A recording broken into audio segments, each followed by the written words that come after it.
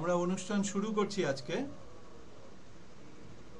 আজকে আমাদের অনুষ্ঠানে সবসময় 8 জন গল্পকার আছেন, 4 জন ঘোষিত আলোচক আছেন। প্রত্যেকে দুটো করে গল্প আলোচনা করবেন এবং বাকিরাও আলোচনা করবেন তাদের আলোচনার পরে। সেটা আমি যখন আর কি বলে দেবো তখন আপনারা করতে পারেন যার যেরকম, যে কোনো গল্প নিয়ে। তো আমরা আজকে প্রথমে আমরা গল্প শুনে নেব।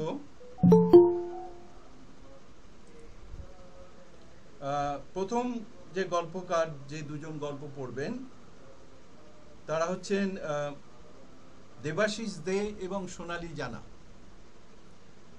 তো দেবাশিস দে খুবই সুপরিচিত আমাদের এখানে। সোনালী জানা আজকে প্রথম গল্প পড়ছেন আমাদের এখানে। তো দেবাশিস দের গল্প পড়ার আগে এই দুজনের গল্প নিয়ে আলোচনা করবেন অরুণ দে।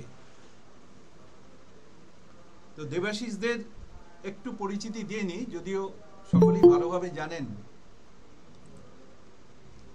দেবাশিস দে মূলত গল্প লেখক। প্রকাশিত বই বিচ্ছিন্ন দ্বীপের ক্যানভাস এবং তুমি সবুজ স্বপ্নরা কবিতা সংকলন, কাক কা কা করলেই অনেক কাক আসে গল্প সংকলন, দেশ ও বিদেশের বিভিন্ন পত্রিকায় নিয়মিত লেখক।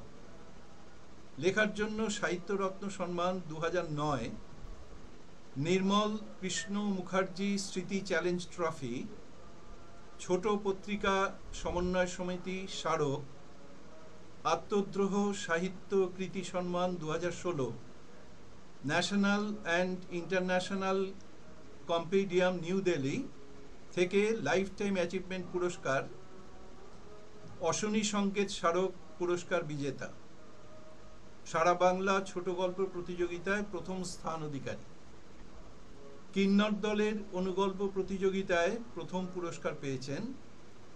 একসময় দুটি পত্রিকার সম্পাদনা করেছেন, প্রয়াস এবং এই শস্যনা।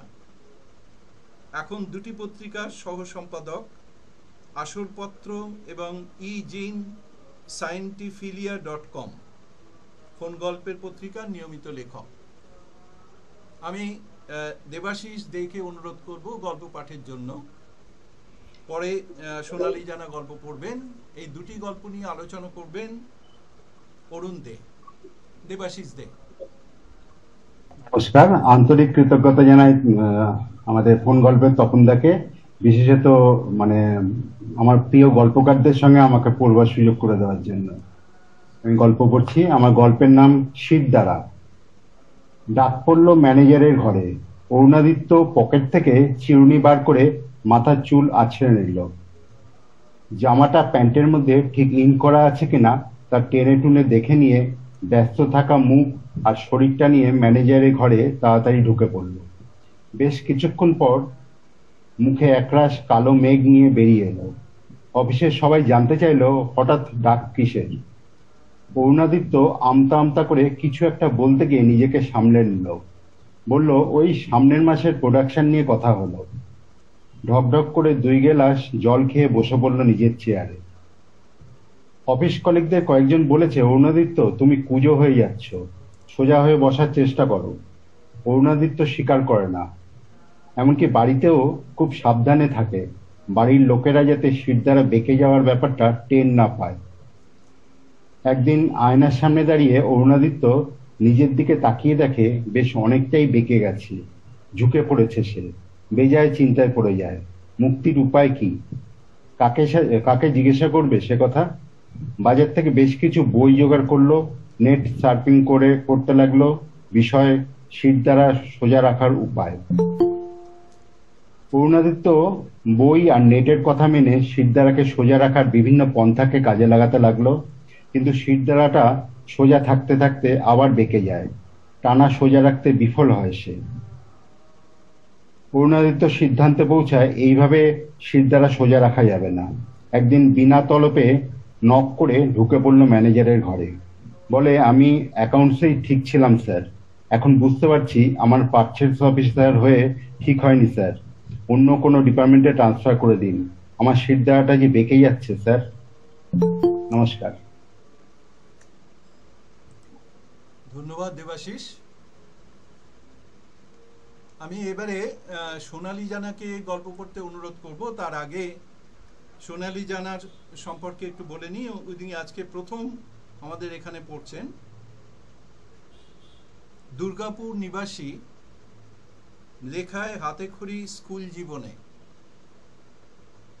বাংলা সাহিত্য নিয়ে বর্ধমান ইউনিভার্সিটি থেকে অনার্স ও মাস্টার্স, পেশা হিসেবে বেছে নিয়েছেন স্কুল শিক্ষকতা, বিষয় বৈচিত্র্য ও নিত্য নতুন আঙ্গিক নিয়ে অনুগল্পে কাজ করে চলেছেন। গল্পের বিশ্লেষণ ও তার সার্বিক আলোচনায় আগ্রহী। আমি সোনালী জানাকে অনুরোধ করব গল্প পাঠের জন্য। সোনালী জানা। নমস্কার তপন বাবু এবং উপস্থিত সকলকে আমার শ্রদ্ধা জানিয়ে একটি অনুগল্প পাঠ করছি। গল্পের নাম সুরসুরি। সুরসুরি। অদ্ভুত কিছু আবিষ্কারের আনন্দ নাকি চিন্তায় বিজ্ঞানী ম্যাক বলে উঠলেন, অবাক ব্যাপার, ছোট্ট এই প্রাণীটার অসংখ্য পা থাকলেও গতি তেমন ছিল না। আরো অদ্ভুত ব্যাপার দেখো, বাইরে থেকে সামান্য আক্রমণ এলেই ও নিজেকে গুটিয়ে নিত, ঠিক এককালে যেমনটা ছিল তৃতীয় বিশ্বের দেশগুলো। কথাটা কানে নিলেও হ্যারিসের চোখ কিন্তু আবদ্ধ মাইক্রোস্কোপে। আর দেখো এই ফসিলটা, সাইজে ছোট কিন্তু পা নেই, কিন্তু মুভমেন্টস করছিল দারুণ, জাম্প দিয়ে দিয়ে ঠিক খুঁজে নিত শিকার আর নিঃশব্দে চুষে নিত রক্ত। বলো কি? কৌতূহলী ম্যাক উঠে এসে ঝুঁকে পড়ে ট্রেটার উপর। এ তো দেখছি সেই যুদ্ধবাজ দেশগুলোর মতোই। দুই বিজ্ঞানীর মুখে তখন মৃদু হাসির শব্দ, পাশাপাশি রাখা কেন্ন আর জোকের ফসিল যেন নিঃশব্দে বলে দিচ্ছিল যুদ্ধ পরবর্তী পৃথিবীতে লুপ্ত আর দুর্বল রাষ্ট্রের ইতিহাস। হ্যারিসের মুখে এখন তাচ্ছিল্যের মুচকি হাসি। আচ্ছা, ওই প্রাণীটা এতগুলো পা নিয়ে তাহলে করতোটা কি? এক মুহূর্ত কি ভেবে ম্যাক উত্তর দিল, হয়তো ক্ষমতাশালীদের সুরসুরি দিত। ধন্যবাদ। ধন্যবাদ সোনালী জানা। এই দুটো গল্প নিয়ে আলোচনা করবেন অরুণ দে। আমি অরুণ দেকে অনুরোধ করছি আলোচনার জন্য। অরুণ দে। হ্যালো, শোনা যাচ্ছে? হ্যাঁ, পরিষ্কার শোনা যাচ্ছে। উপস্থিত সকলকে আমার এক আকাশ শুভেচ্ছা জানালাম। প্রথমে জানাই সুরসুরি গল্প সোনালী জানার লেখা। এনার লেখা পড়ার আমার আপাতত সৌভাগ্য হয়নি। এই লেখাটি শোনার পর মনে হচ্ছে যে কাক কাকের মাংস খায় না, ডাক্তার ডাক্তারের ফি নেয় না, অথচ গল্পকার আর এক গল্পকারের গল্পকে আলোচনা করতে হবে। দুরূহ কাজ। তবু আমার দিক থেকে আমি গল্পটি যেমন বুঝেছি, যেমন লেগেছে আমার কাছে, ঠিক সেইটুকুই ব্যাখ্যা করছি।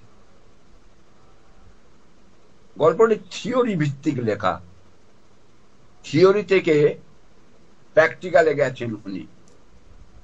তবে সাধারণত আমরা প্র্যাকটিক্যাল থেকে গল্পের পাঠকদের কাছে থিওরি প্রকাশ করার আবেদন জানাই।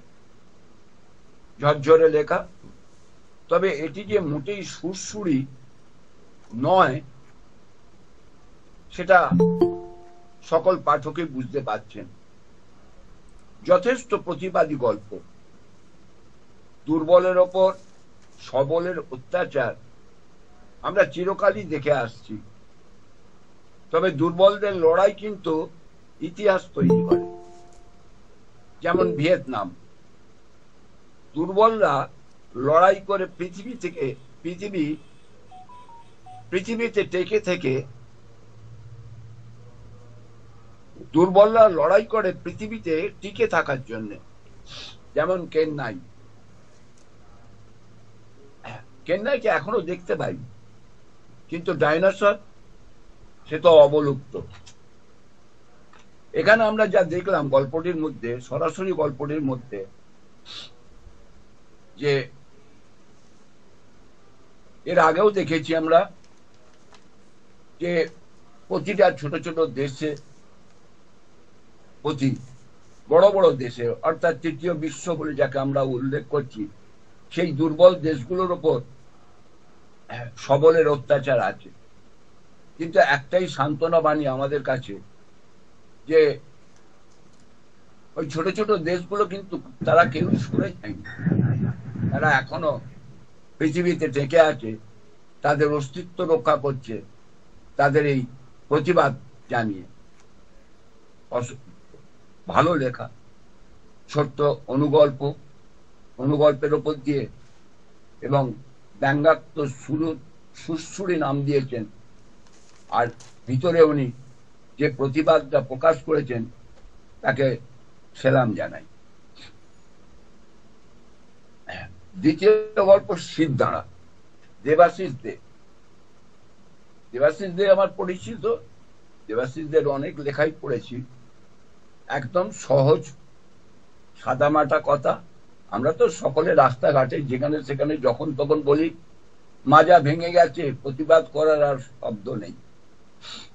এখানেও তিনি প্রথম থেকে শেষ পর্যন্ত সিদ্ধাঁড়া সমাজের, সিদ্ধাঁড়া ব্যক্তির, সিদ্ধাঁড়া সর্বস্তরের কিভাবে ভেঙে গেছে বা ভেঙে যাচ্ছে সেটাই উনি ব্যাখ্যা করেছেন। প্রথমে উনি অফিসে যখন গেলেন, অফিসের ম্যানেজার ওনাকে ডাকলেন, এবং ওরা কালো মুখ বেরিয়ে আসার পর উনি কিন্তু সকলকে বলতে পারলেন না যে ওখানে আসল কথাটি কি হয়েছে। তার লেখা প্রকাশে মনে হলো যে ম্যানেজার ঝাড় দিয়েছেন। এখানেই তার সিদ্ধাঁড়া যে ভাঙা তার প্রথম প্রকাশ। অফিসের কলিগরা বলছে তুমি কুঁজো হয়ে যাচ্ছ, অর্থাৎ এখানে সেই তার ভেতরে ব্যক্তিত্ব ক্রমশ কমে আসছে। সে আরসির সামনে দাঁড়িয়ে দেখে, নিজেই বুঝতে পারে যে তার সিদ্ধাঁড়া ভেঙে আসছে, মানে তার ব্যক্তিত্ব নেই। সে সকলের কাছে ছোট হয়ে আছে, নিজেকে কুঁকড়ে রেখেছে। তবে একটা চমক উনি ভালো দিয়েছেন, সিদ্ধাঁড়া সোজা রাখার উপায়। নেট, সার্ফিং আর বাজার থেকে বেশ কিছু বই কিনে পড়া শুরু করেছেন। এটি ভালো জায়গা। তবে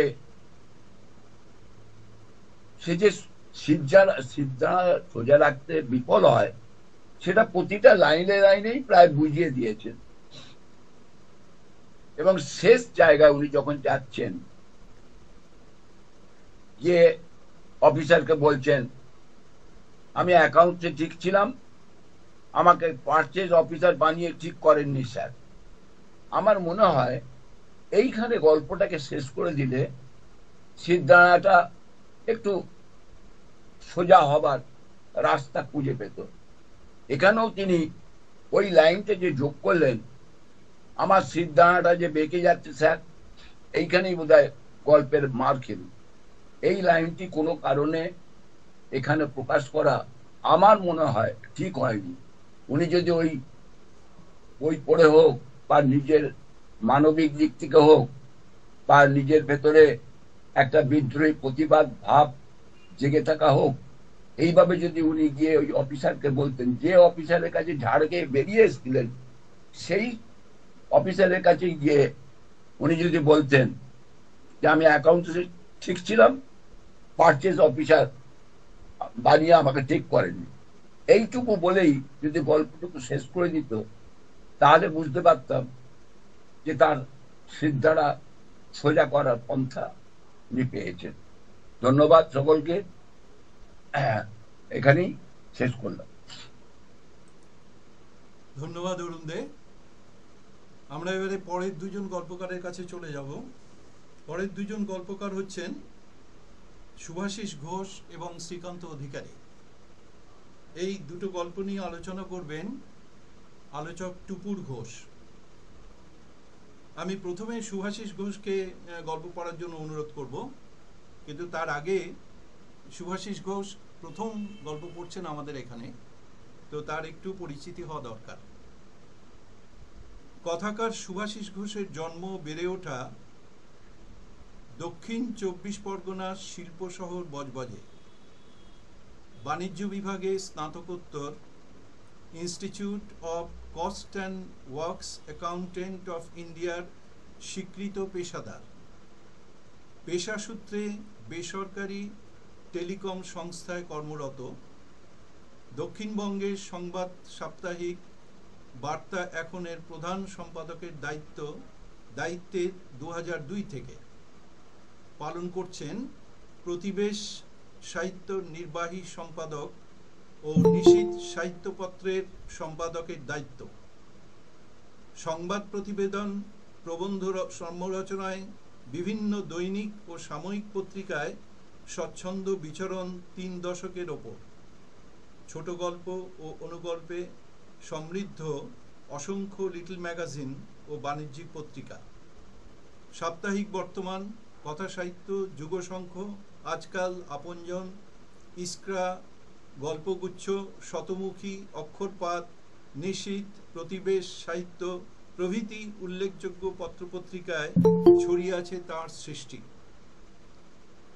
আকস্মিক ইতিহাস চর্চাও বিশেষ আগ্রহের বিষয়। প্রকাশিত প্রবন্ধ সংকলন 2টি। প্রথম ছোট গল্পের বই 2 ডজন গল্প প্রকাশিত হয় 2015 সালে। 2023-এ সন্ধ্যা প্রকাশন থেকে প্রকাশিত হয় অনুরা, শ্যামাঙ্গিনী এবং আঞ্চলিক ইতিহাসের গবেষণামূলক বই ও পুস্তিকার সংখ্যা 6।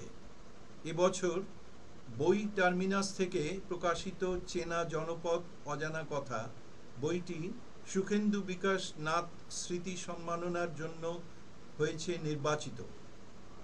সম্প্রতি বোধিসত্ত্ব থেকে প্রকাশিত হয়েছে আরও একটি গবেষণামূলক গ্রন্থ, ভোটের ছড়া, ভোটের কথা। দেশের মধ্যে বিভিন্ন পুরস্কারের পাশাপাশি আন্তর্জাতিক স্তরে প্রাপ্ত উল্লেখযোগ্য সম্মান: টাঙ্গাইল সাহিত্য পরিষদ সম্মাননা, বগুড়া লেখক চক্র সম্মাননা ও প্রশিকা মানবিক উন্নয়ন কেন্দ্রের বিশেষ সাহিত্য পুরস্কার। আমি শুভাশিস ঘোষকে অনুরোধ করব গল্প পাঠের জন্য। শুভাশিস ঘোষ।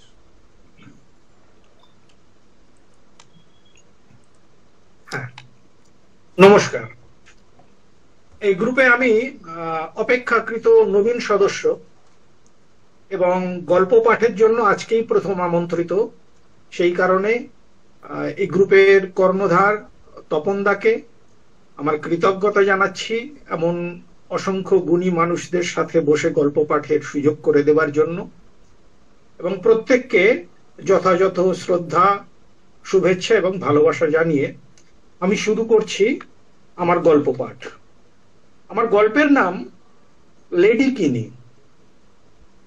রথযাত্রাতেই শুরু হয়ে গেছে প্রতিমার কাঠামো বাঁধার কাজ। বরাবরের মতোই পটুপাড়ার কেষ্টপাল অস্থায়ী সংসার পেতেছে রাজবাড়িতে। এবার পুজোর জাঁক একটু বেশিই হবে, বারমহলে অন্তত তেমনই খবর। চাকর বাকরদের মধ্যে কানাঘুষোর বিরাম নেই। বিলেত থেকে দেবীর সাজ আসার ফরমাস নাকি পেশ করেই দিয়েছেন রাজামশাই। যদিও প্রতিবারেই সাগর পেরিয়ে ডাকে আসে সেই সাজ, তবে এবারের প্রস্তুতি বেশ আগে ভাগেই। জন্মাষ্টমীর দিনেই ডাক পড়েছিল ভীমনাগের। কলকাতার সেরা ময়রা, কার বেটা দেখতে হবে তো।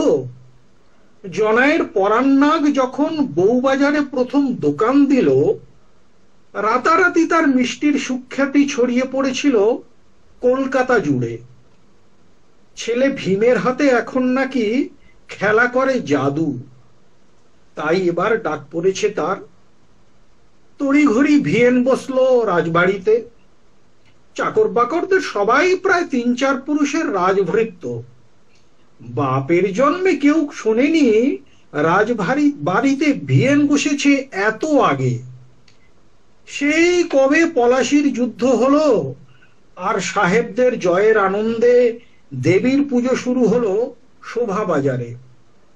সেবার তো ক্লাইভ সাহেব এসেছিলেন এ বাড়ির পুজোয়। রাজা নবকৃষ্ণের সেই পুজো এবার ১০০ বছরে পড়ল, তাই বোধহয় এবার এত জাঁক।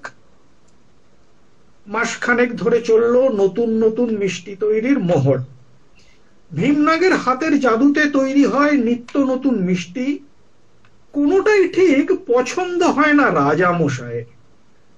অবশেষে গাওয়া ঘি আর তুলতুলে ছানায় ভীমনাগের হাতে তৈরি হলো এক অভিনব মিষ্টি।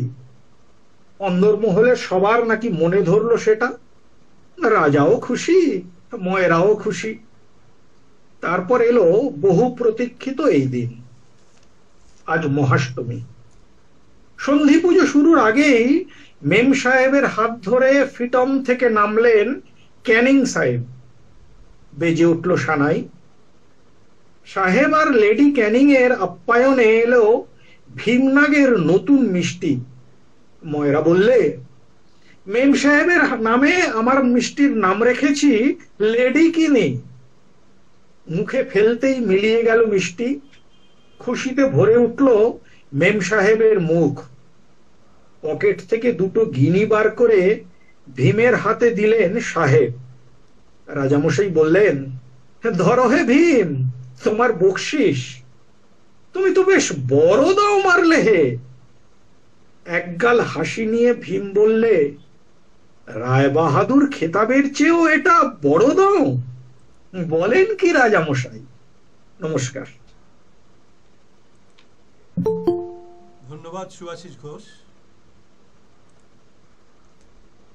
এবারে আমি শ্রীকান্ত অধিকারীকে গল্প পড়ার জন্য ডাকবো, কিন্তু তার আগে তার সম্পর্কে একটু বলে নিই।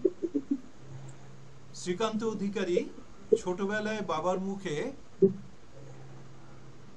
মার্কস, লেনিন, এঙ্গেলস এর সাম্যবাদের কথা শুনতে শুনতেই কখন যে গ্রামের প্রত্যন্ত অশিক্ষিত হতদরিদ্র মানুষগুলোর সঙ্গে ওতপ্রোতভাবে জড়িয়ে গিয়েছিলেন তার প্রকাশ পেল গল্পে।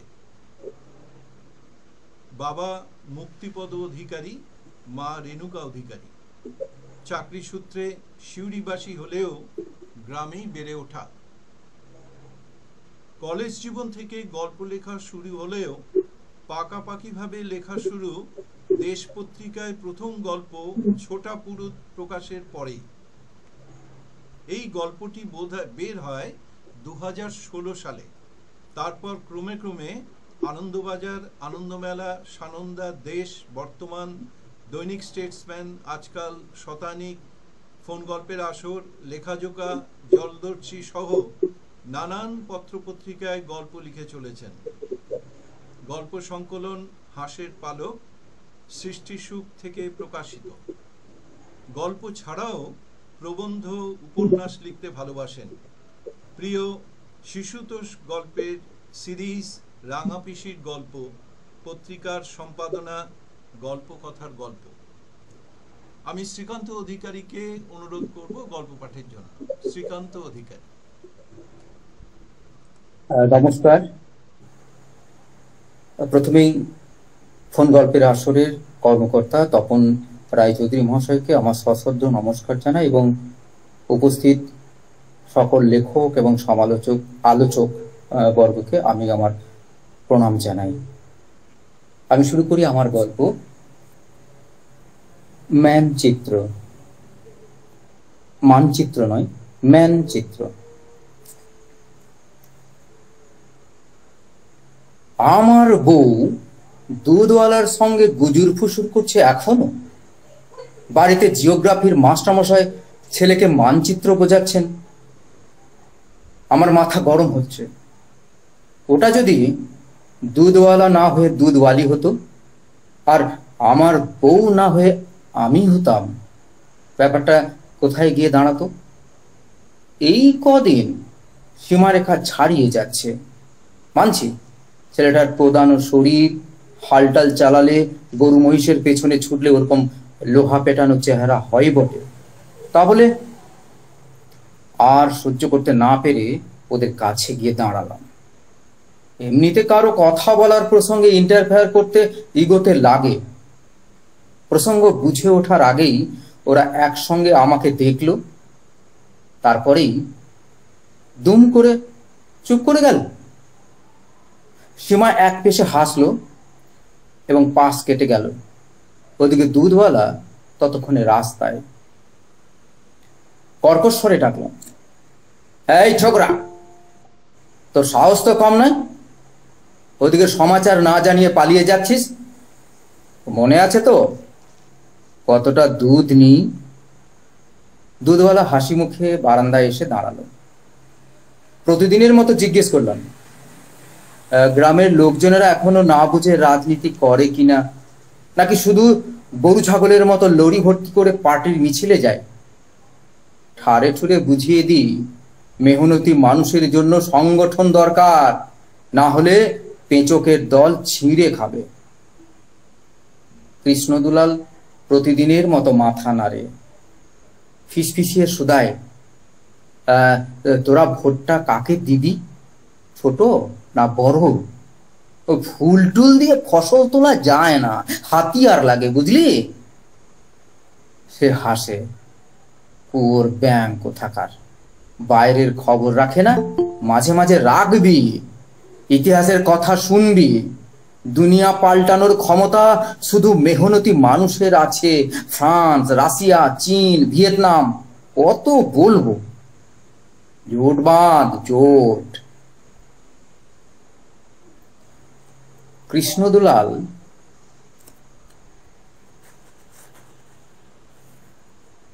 চুপ করেই শুনছিল। হঠাৎ মোবাইলে নেচে ওঠে, খেলা হবে, খেলা হবে। রাগে ঋণ ঋণ করে ওঠে গা। হারামজাদা। আর কিছু বলা হলো না। কোত্থেকে সীমা এসে কৃষ্ণর হাতে একটা কাগজ গুঁজি দিয়ে বলে, কন্যাশ্রী, যুবশ্রী, শিক্ষাশ্রী আর লক্ষ্মী ভান্ডার কিছুই বাদ দিইনি, সব উল্লেখ আছে, ভালো করে বিলিয়ে দিস, একটা ভোট যেন বাদ না যায়। এবার হাসিটা আরো চওড়া। ও ঘরে তখন স্যার বোঝাচ্ছেন, দেখ, এই হলো পৃথিবী আর এটা ভারতবর্ষ, মধ্যে এইটুকুন পশ্চিমবঙ্গ, তার মধ্যে বীরভূম, আর আমি, তুই, তোর বাবা, মা, ম্যাপে দেখতে পাচ্ছিস? নমস্কার। ধন্যবাদ শ্রীকান্ত অধিকারী। আমরা দুটো গল্প শুনলাম। এই দুটো গল্প নিয়ে আলোচনা করবেন টুপুর ঘোষ। টুপুর ঘোষকে অনুরোধ করছি আলোচনার জন্য।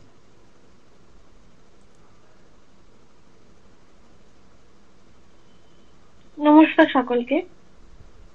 ফোন গল্পের আসরকে আমার ধন্যবাদ জানাই যে আজকে আমাকে আলোচনার জন্য তারা ডেকেছেন বা বলেছেন।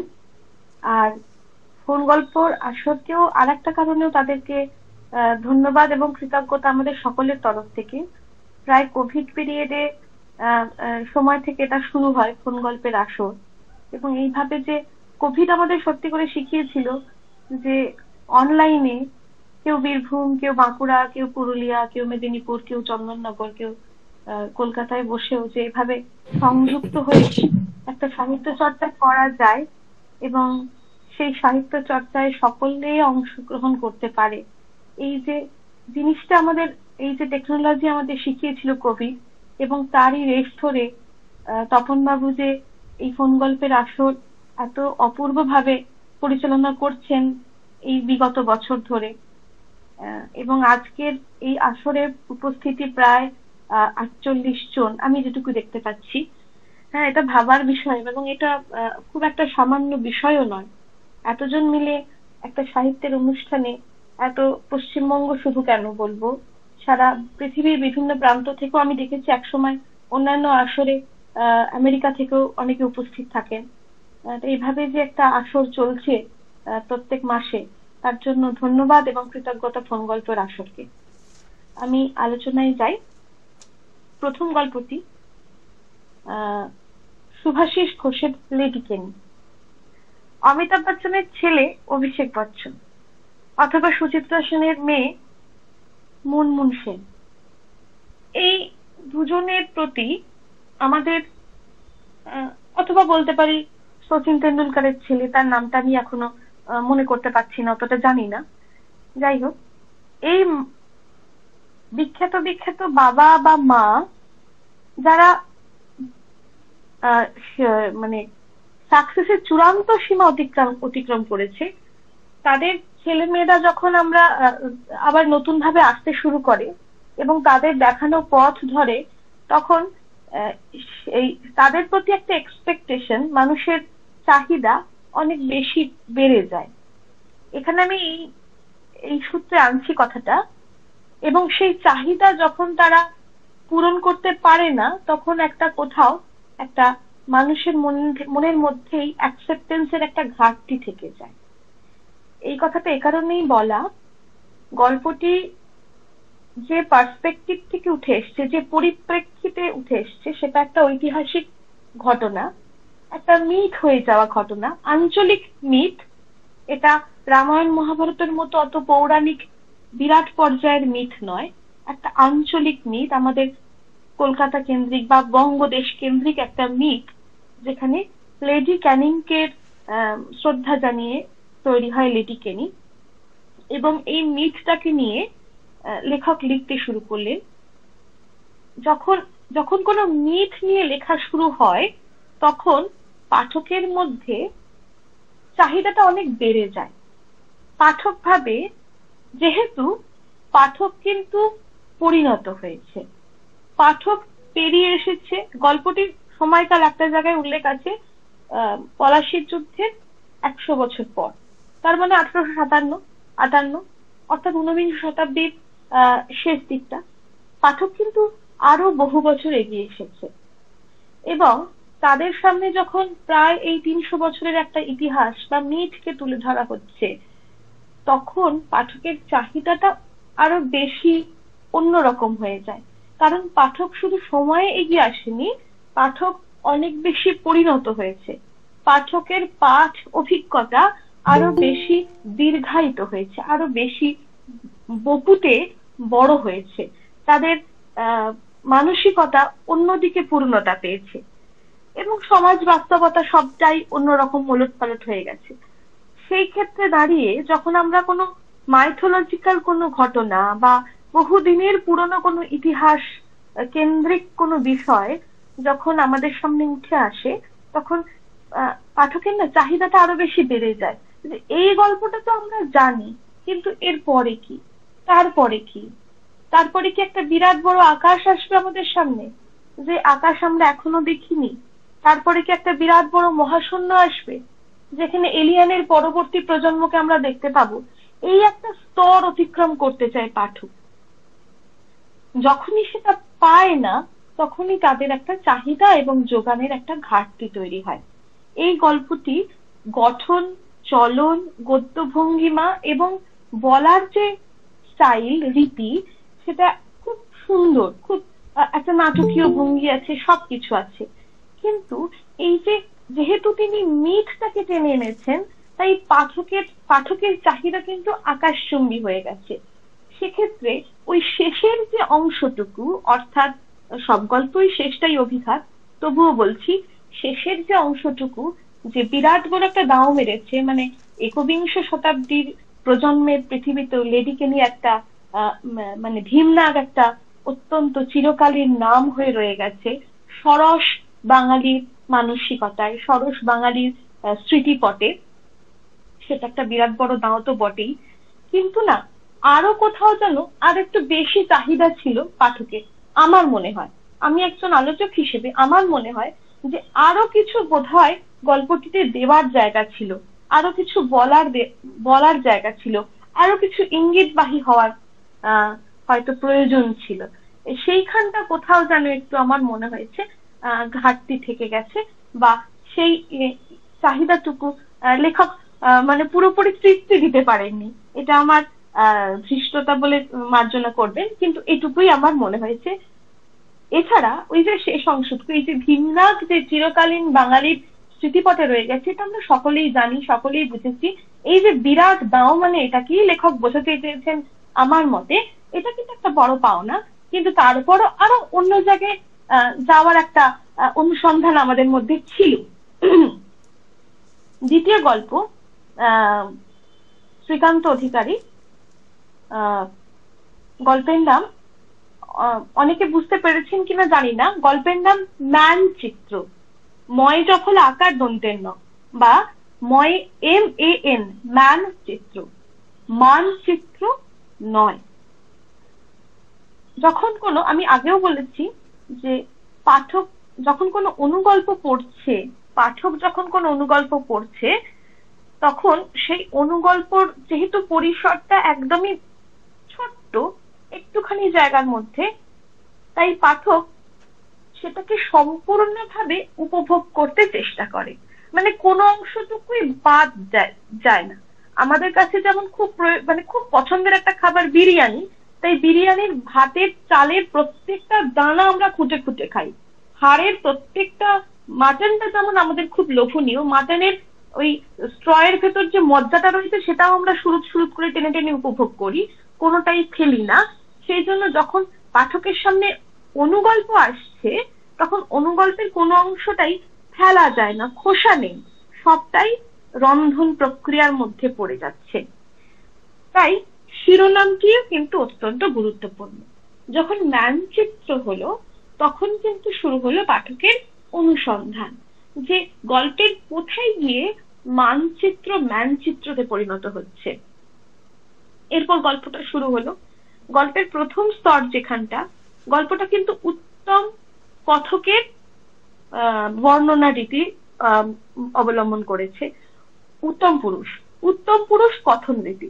এই উত্তম পুরুষ কথন রীতি মানে হচ্ছে আমি আমরা। এই আমি আমরা দিয়ে যখন লেখক লিখছেন, তখন পাঠকের মনের মধ্যে কিন্তু হয় যে লেখকই বোধহয় কথক, লেখক তিনিই বোধহয় কথক হয়ে গেছেন। সেক্ষেত্রে পাঠকের একটা অসুবিধা হয় যে কথক থেকে লেখককে আলাদা করার একটা চেষ্টা করে পাঠক সবসময়। যাই হোক, যখন গল্পটা শুরু হচ্ছে, গল্পের প্রথম অংশটা কিন্তু গল্পের শেষ অংশের থেকে সম্পূর্ণ আলাদা। এটা কিন্তু পাঠক প্রথমে বুঝতে পারে না, পাঠক প্রথম শুরু করে। প্রথমেই যে অংশটুকু বর্ণনা হচ্ছে, সেখানে একটি দুধওয়ালার সঙ্গে কথকের যে স্ত্রী, তার একটা গল্প গুজব করার একটা দৃশ্য। এটা আমাদের অত্যন্ত পরিচিত দৃশ্য, প্রত্যেক বাড়িতে এরকম একজন দুধওয়ালা বা কাগজওয়ালা বা ডাস্টবিন মানে যে নোংরা নিয়ে যায় সে, বা গ্যাসওয়ালা, এরকম কেউ না কেউ আসে এবং বাড়ির যে গৃহিণী তার সঙ্গে একটা সত্যি গল্প গুজবের একটা জায়গা তৈরি হয়। এখানেও তৈরি হচ্ছে, কিন্তু কথক যে ইঙ্গিতে দেখাচ্ছেন আমাদের মনের মধ্যে খটকা লাগছে, তাহলে কি এই গল্পটা ওই দিকে যাচ্ছে, অর্থাৎ ওই পরকীয়া সম্পর্ক, অন্য সম্পর্ক, এইদিকে যাচ্ছে না। এই যে অনুসন্ধান পাঠক গল্পকার কিন্তু শুরু করে দিয়েছেন পাঠকের মধ্যে। তার পাশাপাশি এখানে আর একটা প্যারালাল, তিনি আর একটা ছবি দেখাচ্ছেন, পাশের ঘরের ছবি, যেখানে জিওগ্রাফি টিচার পড়াচ্ছেন, ম্যাপ চেনাচ্ছেন, মানচিত্র বোঝাচ্ছেন। এই পাঠক রিলেট করলো শিরোনামের সঙ্গে, মানচিত্র বোঝাচ্ছেন। তখনও কিন্তু ক্লু পাচ্ছেন না পাঠক। তারপর গল্প এগোচ্ছে, কথকের মাথা গরম হচ্ছে। কথক এবার বিভিন্ন অজুহাত খুঁজছেন যে কিভাবে ওই যে ইন্টিমেট একটা গল্পের যে দৃশ্য, আড্ডা দেওয়ার যে দৃশ্য স্ত্রীর সঙ্গে দুধওয়ালার, এটাকে কিভাবে তিনি বিচ্ছিন্ন করবেন। করতে করতে সেখানে কথক কি করলেন, তিনি মার্ক্সবাদকে টেনে আনলেন এবং সেই মার্ক্সবাদের বুলি আউড়ে তিনি কি করলেন, দুধওয়ালার সঙ্গে তার স্ত্রী ডিট্যাচমেন্ট করছেন, মানে দুজনের দুজনকে দূরে সরাচ্ছেন। এই যে মার্ক্সবাদ এবং সেই মার্ক্সবাদের হাত ধরে যে যে শব্দগুলো আসছে, কি কি শব্দ আসছে, হাতিয়ারের কথা আসছে, বিদেশ, এক মিনিট আমি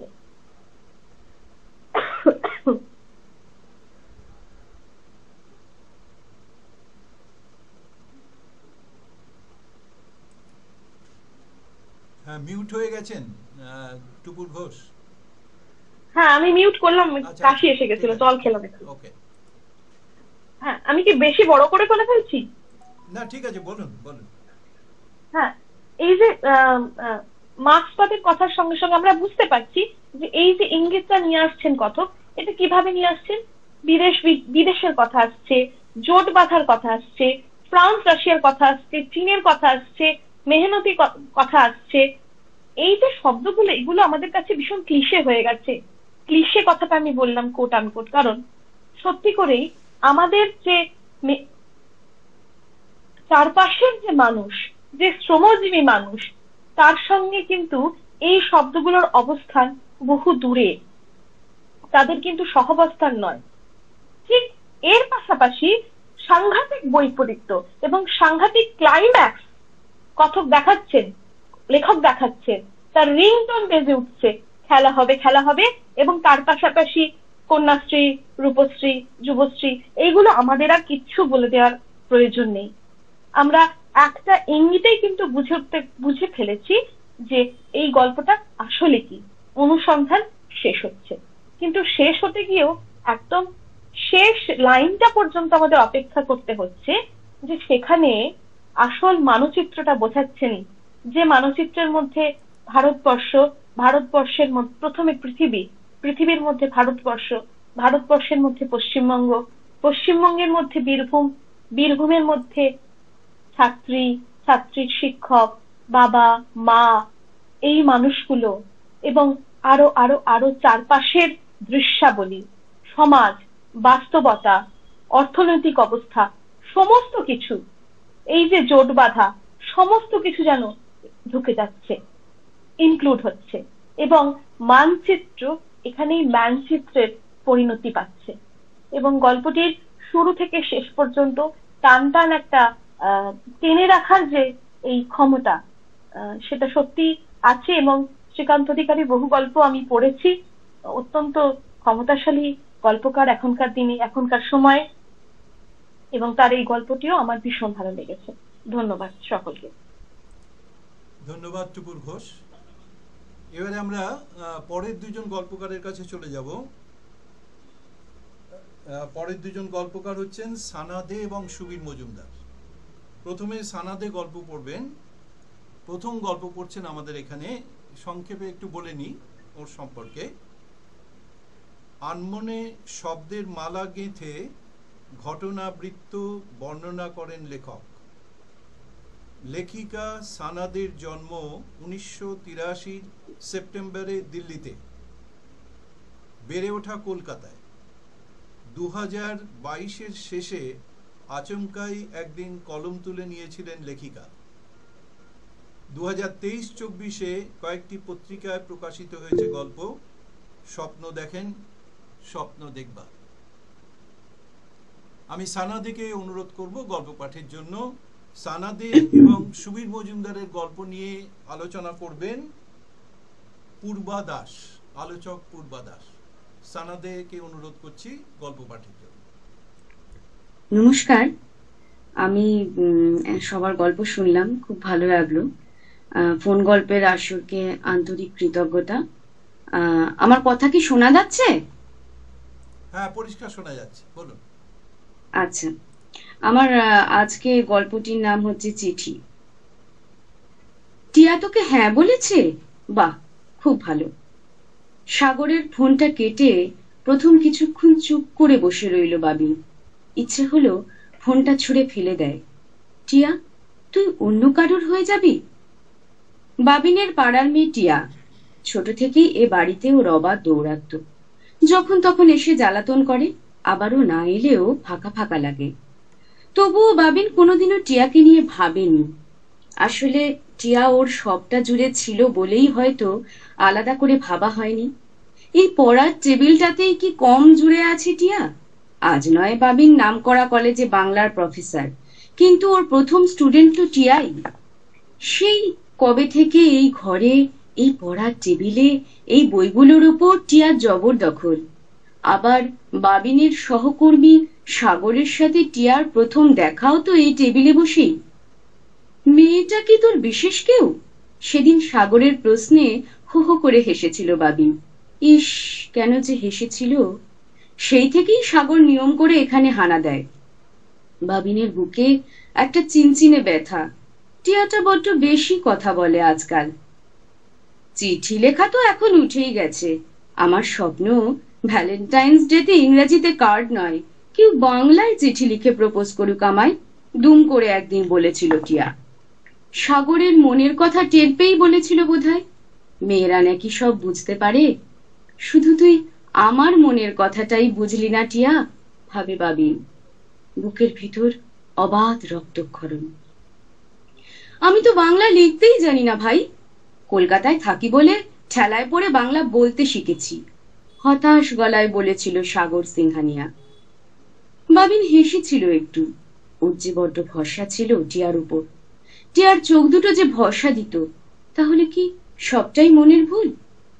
হঠাৎ দুরদার করে ঘরে ঢুকে টেবিলের ওপর একটা সাদা কাগজ রাখে টিয়া। পুরো সাদা তো নয়, এক্ষুনি ছোট্ট করে লেখা বাসি। গলার মধ্যে জমা কান্নাটাকে অনেক কষ্টে গিলে বাবিন জিজ্ঞেস করলো, সাগরকে দিয়ে দিতে হবে? স্বভাবসুলভ দুষ্টু দুষ্টু হাসি মেখে অন্যদিকে মুখ ফেরালো টিয়া। আমি সাগরদার চিঠি পেয়ে উত্তর দিয়েছি, যে চিঠিটা লিখেছে আমি তাকেই ভালোবাসি। নমস্কার। ধন্যবাদ সানাদে। আমরা পরের গল্পকারের কাছে চলে যাব। গল্পকার সুবীর মজুমদার। তার আগে একটু বলে নি ওর সম্পর্কে। জন্ম এবং বেড়ে ওঠা চন্দননগরের একটি সাহিত্যপ্রিয় পরিবারে।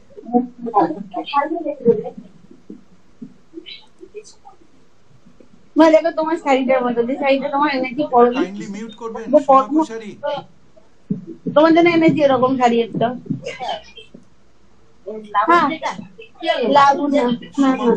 কাইন্ডলি একটু মিউট করবেন প্লিজ। সোমা মিউট করুন প্লিজ। সোমা কুশারি কাইন্ডলি একটু মিউট করবেন।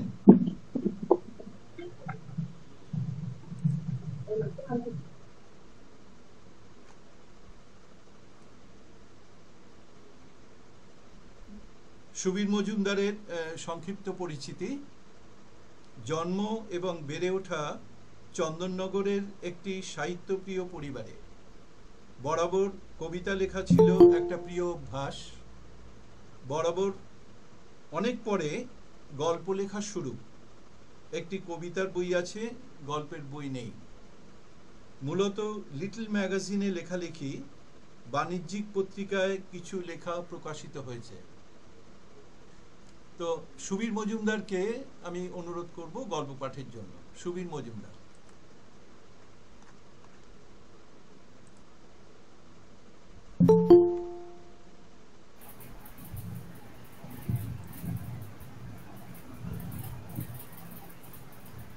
হ্যাঁ, আমার কথা শোনা যাচ্ছে? হ্যাঁ, পরিষ্কার শোনা যাচ্ছে। আচ্ছা, ধন্যবাদ। আচ্ছা, এই অনলাইন ফোন গল্পের আসরে উপস্থিত সকলকে আমার নমস্কার জানাই। তপন তাকে আলাদা করে ধন্যবাদ জানাই। তো আমি গল্প করছি, গল্পের নাম হলো প্রস্তুতি। হরিমোহন সরকারি অফিসের স্টেনোগ্রাফার। একটু গোয়ার একরোখা স্বভাবের, সব সময় নিজের ডাঁটে থাকে। রিটায়ার করতে আর বছর আড়াই বাকি। বলে না দিলে বোঝার উপায় নেই যে হরিমোহন একজন ক্যান্সার পেশেন্ট। ওর ট্রিটমেন্টের ব্যাপারে অফিসে একটু ধোঁয়াশা আছে। শরীর নিয়ে প্রশ্ন করলে পরিষ্কার কোনো উত্তর পাওয়া যায় না। হরিমোহন হালকা তোতলায়। প্রথমে বলে আমার কিছু হয়নি। চেপে ধরলে বলে বায়োপসি রিপোর্ট এখনো আসেনি। অথচ সে রোজ অফিসে আসে, কষ্ট হলে চুপচাপ হয়ে যায়। আজকাল অফিসে ওর একটা রাগের বিষয় শুরু হয়েছে। একটা P4 ডেস্কটপ কম্পিউটার সেকশনে এসছে। অফিসে এই প্রথম কম্পিউটার এলো।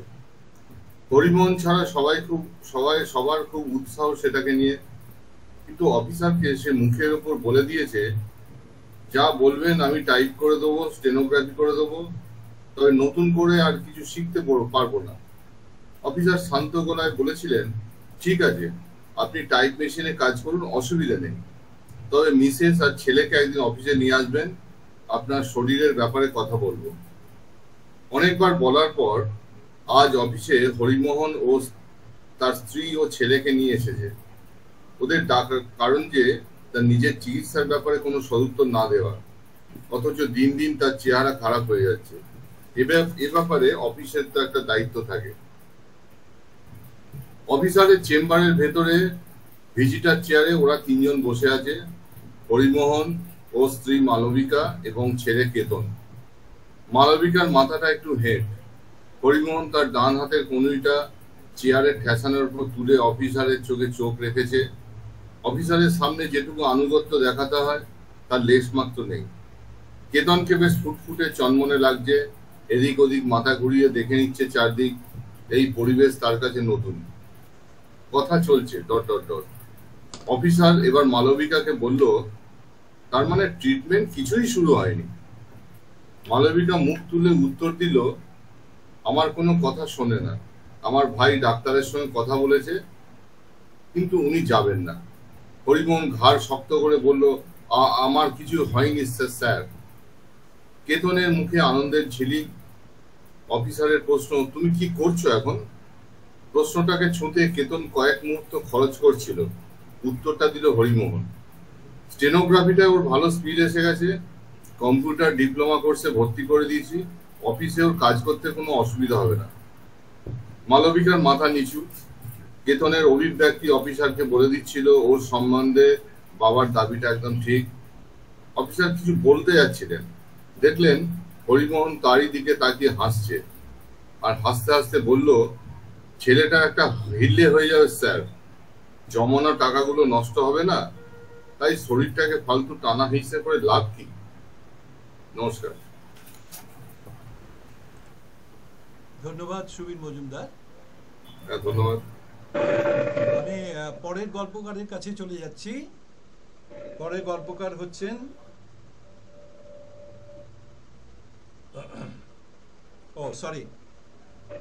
এই গল্পটি নিয়ে আলোচনা করবেন পূর্বা দাস। সানাদে এবং সুবীর মজুমদারের গল্প নিয়ে আলোচনা করবেন পূর্বা দাস। পূর্বা দাসকে অনুরোধ করছি আলোচনার জন্য। হ্যাঁ, ধন্যবাদ তপন রায়চৌধুরী এবং ফোন গল্পের সাথে জড়িত সকলকে। এই প্রথমবার আমি ফোন গল্পে এসেছি আমি এর আগে, কিন্তু কোনো কিছু কথা বলার সুযোগ হয়নি। সেই জন্য সবাইকে আরেকবার আমি শুভ সন্ধ্যা এবং আমার তরফ থেকে শুভেচ্ছা ফোন গল্পের আসরকে জানিয়ে আমি দুটি গল্পের আলোচনা, যে দুটি গল্প শুনলাম, আমি সরাসরি দুটো গল্পকে নিয়ে যা ভেবেছি আমি সেটা বলি। আমার মনে হয়েছে দুটো গল্পই আসলে ভালোবাসার গল্প। এই দুটো গল্পকে ভালোবাসার গল্প বললে একটু অবাক লাগবে, কারণ দুটো গল্পের ভালোবাসার প্রকৃতি একটু আলাদা। একটা গল্প সুবীর মজুমদারের যে গল্প প্রস্তুতি, সেখানে ভালোবাসা এসেছে সন্তান স্নেহর রূপে, আর সানাদের গল্প চিঠি, সেখানে প্রেমিক যুগলের যেরকম নরনারীর মধ্যে ভালোবাসা, সেই ভালোবাসা। দুটোকেই এক কেন বলছি?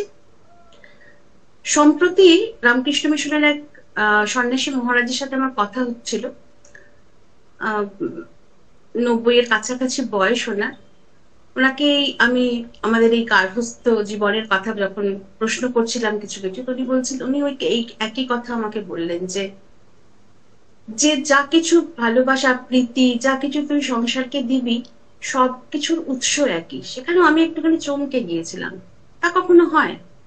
উনি একটু উদাহরণ দিলেন, এই যে ছোট্ট ছাগল ছানাটাকে তুই মাথায় হাত বুলিয়ে আদর করছিস, আবার যখন নিজের ঘরে গিয়ে, বাড়িতে গিয়ে গাছে জল দিবি, সেই গাছটাকেও তুই ভালোবাসছিস, এই ছাগল ছানাটাকেও তুই ভালোবাসছিস, সে সবটাই এক, সেই একই জায়গা থেকে আসে। নিজের ছেলেকে যখন বাড়িতে গিয়ে বুকে জড়িয়ে ধরবি, সেই যে স্নেহ, আবার যখন স্বামীর অথবা প্রেমিকের বুকে মাথা রাখবি, সেও সেই একই জায়গা থেকে আসে, সে তার সবকিছুর উৎস কিন্তু একই। আমার কাছে বড্ড গুলিয়ে গিয়েছিল বিষয়টা, যে সব ভালোবাসা এক হয় কখনো। তখন উনি বিজ্ঞানে এলেন, বললেন যে শুনেছিস একটা হরমোনের কথা, ডোপামাইন? কারণ হ্যাঁ, ডোপামাইন তো শুনেছি, ফিল গুড হরমোন শুনেছি। ডোজের কথা শুনেছিস? ডোজের কথা আমি কিন্তু শুনিনি। ডোজ মানে 4টে হরমোনের একটা, এই ফিল গুড হরমোন বলে বা ভালো লাগা, প্লেজার হরমোন বা ভালো থাকার জন্য 4টে হরমোনের একটা, এই ডোজকে একসাথে এই ভালো থাকার হরমোন বলে। এই ডোজের কি কি আছে? ডোপামাইন, সেরোটোনিন, অক্সিটোসিন, আর আরেকটা হচ্ছে হচ্ছে এন্ডরফিন। এন্ডরফিন, এই যে লাস্ট যে হরমোনটা, এটা না বডি পেন কিল করে, মানে আমাদের যে বডি বা শরীর জনিত যে কোনো রকমের আমাদের ব্যথা বেদনাকে ভালো লাগা জনিত এই সমস্ত হরমোনই তো আসলে ক্রিয়া করে গিয়ে আমাদের মাথায়, আমাদের গুরু মস্তিষ্কে। তো এই গুরু মস্তিষ্কে ক্রিয়া করার পর আমাদের শরীরের ব্যাধি সংক্রান্ত জনিত যে ব্যথা বেদনা বা অসুস্থতাকে কিছুটা দমিয়ে রাখতে পারে। এই যে ফিল গুড হরমোনের কথা বলছিলাম, ডোপামাইন, আজকে এই যে আমরা গল্প পাঠের আসরে এসেছি আমরা যতজন, আমাদের সবার মধ্যে কিন্তু এই ফিল গুড হরমোনটা আমাদের মধ্যে এখন ক্ষরণ চলছে, কারণ আমরা একটা ভালো সময়ের মধ্যে দিয়ে যাচ্ছি, ভালো সময়ের মধ্যে রয়েছি। এমনকি এই সময়টা পেরিয়ে গেলেও তারপরে আমরা যে যার কাজে ব্যস্ত হয়ে যাব, কিন্তু আমরা এই সময়টাকে নিয়ে চলবো। আমরা এই সময়টার মধ্যে দিয়ে যে গিয়েছি, তারপরের কাজগুলো তার রেশ নিয়ে যাবে। আমরা সেই কাজগুলো আমার মনে হয় আমরা আরেকটু ভালো করে করতে পারবো, কারণ আমরা একটা ভালো সময়কে পেয়েছি, একটা ভালো থাকার সময়কে পেয়েছি। সেরোটোনিন বা অক্সিটোসিন ওই অনেকটা সে ভালোবাসা, লাভ হরমোন বা ওই প্রেমজ উত্তেজনা এসব থাকলেও, মানুষের তার মধ্যে সেইগুলো থাকলেও আসলে হচ্ছে সবকিছুই হচ্ছে ভালোবাসা, মানে মানুষকে ভালোবাসা। ভালোবাসার মধ্যে আপনারা অন্য কিছু খুঁজতেই পারেন, কিন্তু আলটিমেট ভালোবাসা কিন্তু মানুষকে ভালো রাখবো, ভালো করব, তার থেকেই তো আসে। তো এই 4টে হরমোন একসাথে যখন কাজ করে না, তখন মানুষকে অনেকটা ভালো রাখতে সাহায্য করে। আমার এই সুবীর মজুমদারের প্রস্তুতি গল্পের হরিমোহন যে ক্যারেক্টার, যে আসল যে স্টেনোগ্রাফার একটি অফিসের, যেভাবে তাকে বলা হয়েছে, তার ওই মারণ ব্যাধিকেও তিনি হারিয়ে দিতে পেরেছিলেন এই ফিল গুড হরমোন গুলোর দৌলতে। কারণ তার একটা ভবিষ্যৎ পরিকল্পনা ছিল তার ছেলেকে নিয়ে, যে আমি যদি আমার এই চাকরিটা থাকতে থাকতে যদি ছেলেকে যদি আমি এখানে প্লেস করতে পারি, এটাই ধর এই মানে সবসময় সন্তানের প্রতি বাবা মানে পিতৃ স্নেহ সেটা সবসময় এটা প্রযোজ্য, সব ক্ষেত্রেই আমরা এটা দেখে এসেছি। কিন্তু হরিমোহনের গোয়াল তুমিটা একটা অন্য ধরনের ছিল। উনি অশোকের কাছেও হারবেন না, উনি অশোকের কাছে মাথা নিচু করবেন না, যতক্ষণ পারবেন লড়ে যাবেন, গিয়ে লড়ে যাবেন। শুধু তাই না, সে অশোককে হারিয়ে দিয়ে তিনি জিতে যাবেন, এবং জিতে গেলেন যখন তিনি তার ছেলেকে সেখানে প্রতিষ্ঠিত করতে পারলেন না। যদি এবার কাটাছেঁড়া হতো, তার ফল কি হবে? তার হয়তো সেটা অনেকদিন চলতে পারে। ক্যান্সার বলেই দিয়েছেন সুবিদ্যা, মারণ ব্যাধি তাকে উল্লেখ করে দিয়েছেন সেখানে, যে ক্যান্সার, এবং ক্যান্সারের ফল যে কি হতে পারে, একটা পরিবারকে যে কিভাবে তছনছ করে দিতে পারে।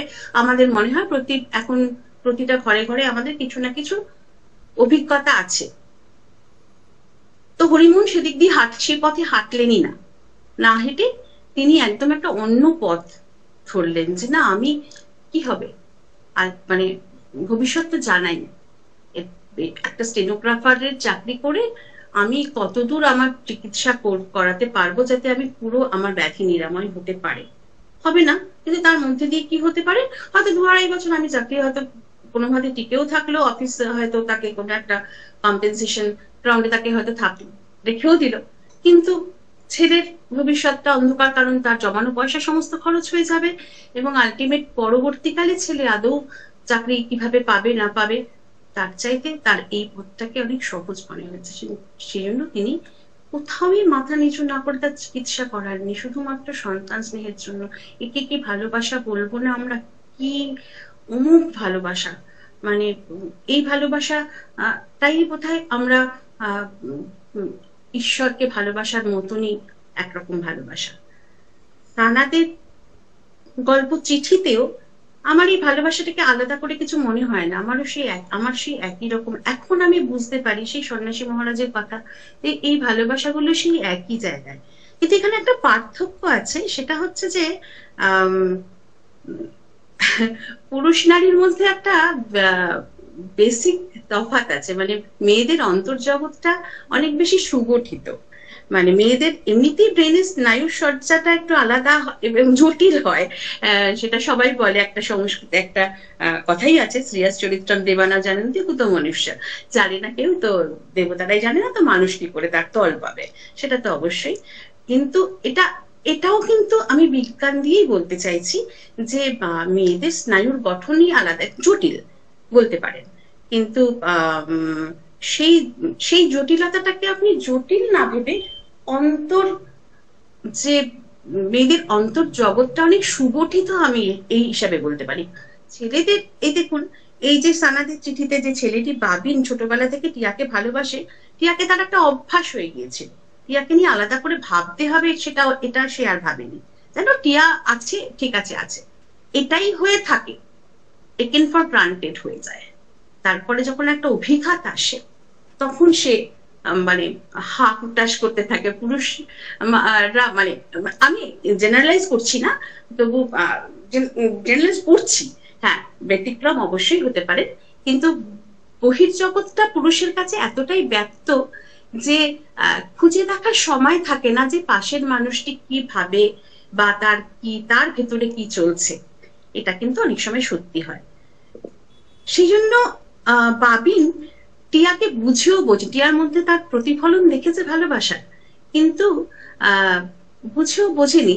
যখন সে সাগরের সামনে ওরকম ভাবে বলতে পারে যে আমি এরকম চিঠি পেতে চাই, তার মনে হয়েছে টিয়া যেন বড্ড বেশি বাচাল, টিয়া যেন বেশি কথা বলে, কি দরকার এভাবে কথা বলার। এবং সাগর সেই মানে সাগরেরও তার টিয়ার প্রতি অনুরাগ দেখে ও মনে মনে দগ্ধেছে, কিন্তু বলতে পারেনি কিছু। তারপরে চিঠি লেখার পালা যখন আসে, সাগর চিঠি লিখতে পারে না, ওই লিখে দেয় টিয়ার কাছে। কিন্তু টিয়ার অন্তর্জগতে কিন্তু সমস্তটাই পরিষ্কার ছিল। টিয়া কথা বলে অথবা না বলে সাগরকে কিন্তু পুরোটাই বুঝে নিয়েছিল, পুরোটা বুঝে ফেলেছিল। তাই যখন টিয়া সাগরের চিঠি, সাগরকে না বাবিনকে, সাগরের চিঠি যখন সে পায়, তখন তার উত্তরও যেমন সে দেয়, তেমনি বাবিনের মনে যে দ্বিধা আছে সেটা বুঝতে পেরে বাবিনের কাছেও সে নিজেকে খুলে ধরে যে তোমাকে আমি ভালোবাসি, আসলে আমি তোমাকেই ভালোবাসি। তো এই যে সমর্পণ, এটা কি মনে হয় না? আমার কিন্তু মনে হয় এটাও সেই ঈশ্বরের কাছে সমর্পণের মতন সমর্পণ। দুটো ভালোবাসাই আমার কাছে একই মনে হয়েছে। ধন্যবাদ, এটুকুই। ধন্যবাদ পূর্বা দাস। এবার আমরা শেষ দুইজন গল্পকারের কাছে চলে যাব, শতদ্রু মজুমদার এবং যুগান্তর মিত্র। এই দুটি গল্প নিয়ে আলোচনা করবেন নীলাঞ্জন চট্টোপাধ্যায়। প্রথমে আমি শতদ্রু মজুমদারকে গল্প পড়তে বলবো, কিন্তু তার আগেই শতদ্রু মজুমদার এই প্রথম আমাদের অনুষ্ঠানে গল্প পড়ছেন, তো আমি একটু পরিচিতি তার সম্পর্কে দিয়ে নিই, যদিও তিনি বেশ ভালো রকমই পরিচিত সকলের কাছেই প্রায়। শতদ্রু মজুমদার নাটক লেখা দিয়ে শুরু, পরবর্তীকালে গল্পে প্রথম প্রকাশিত গল্প 1985 সালে চন্দননগর থেকে প্রকাশিত লেখনী নামক পত্রিকায় প্রকাশিত সেই গল্পটির নাম ছিল চোর। অসংখ্য লিটল ম্যাগাজিন সহ বাণিজ্যিক পত্রিকায় প্রকাশিত গল্পের সংখ্যা প্রায় 1000। অনুগল্প সহ ছোটদের জন্য গল্প লিখেছেন শতাধিক। গ্রন্থ আকারে অপ্রকাশিত উপন্যাস 3টি। একটি টাইপ চরিত্র কাঁদন পরামানিক, গ্রামের এক ছিঁচকে চোর, যাকে নিয়ে প্রকাশিত গল্প প্রায় 100। বাংলা ভাষায় প্রকাশিত প্রায় প্রতিটি দৈনিক সংবাদপত্রের সাময়িকীতে কাঁদন পরামানিকের গল্প প্রকাশিত। এর মধ্যে বেশি প্রকাশিত হয়েছে আনন্দবাজার সাময়িকীতে প্রায় 32টি গল্প। পুরস্কার ও সম্মান: গল্পমেলা পুরস্কার 2000 সাল, অন্তর্বীজ শিশু কিশোর সাহিত্য পুরস্কার 2003, সকল বয়সের পাঠকের জন্য আরেকটি টাইপ চরিত্র মামা। এই সিরিজের গল্প প্রকাশিত হয় 2015 সাল থেকে। প্রকাশিত গল্পগ্রন্থ 10টি, ছোটদের গল্প সংকলন 4টি, স্মৃতিকথা 1টি, অনুগল্পের বই 1টি। আমি শতদ্রু মজুমদারকে অনুরোধ করব গল্প পাঠের জন্য। শতদ্রু মজুমদার। শোনা যাচ্ছে আমার কথা? হ্যাঁ, পরিষ্কার শোনা যাচ্ছে। আচ্ছা, ঠিক আছে। আমার গল্পের নাম একটি 100 শব্দের অনুগল্প। সকাল থেকে লিখছি, কাটছি, ছিঁড়ছি, পাণ্ডুলিপি গোল্লা পাকাচ্ছি এন্টার। বউ বলল, এসব কি হচ্ছে? আমি বললাম, দেখতে পাচ্ছ না?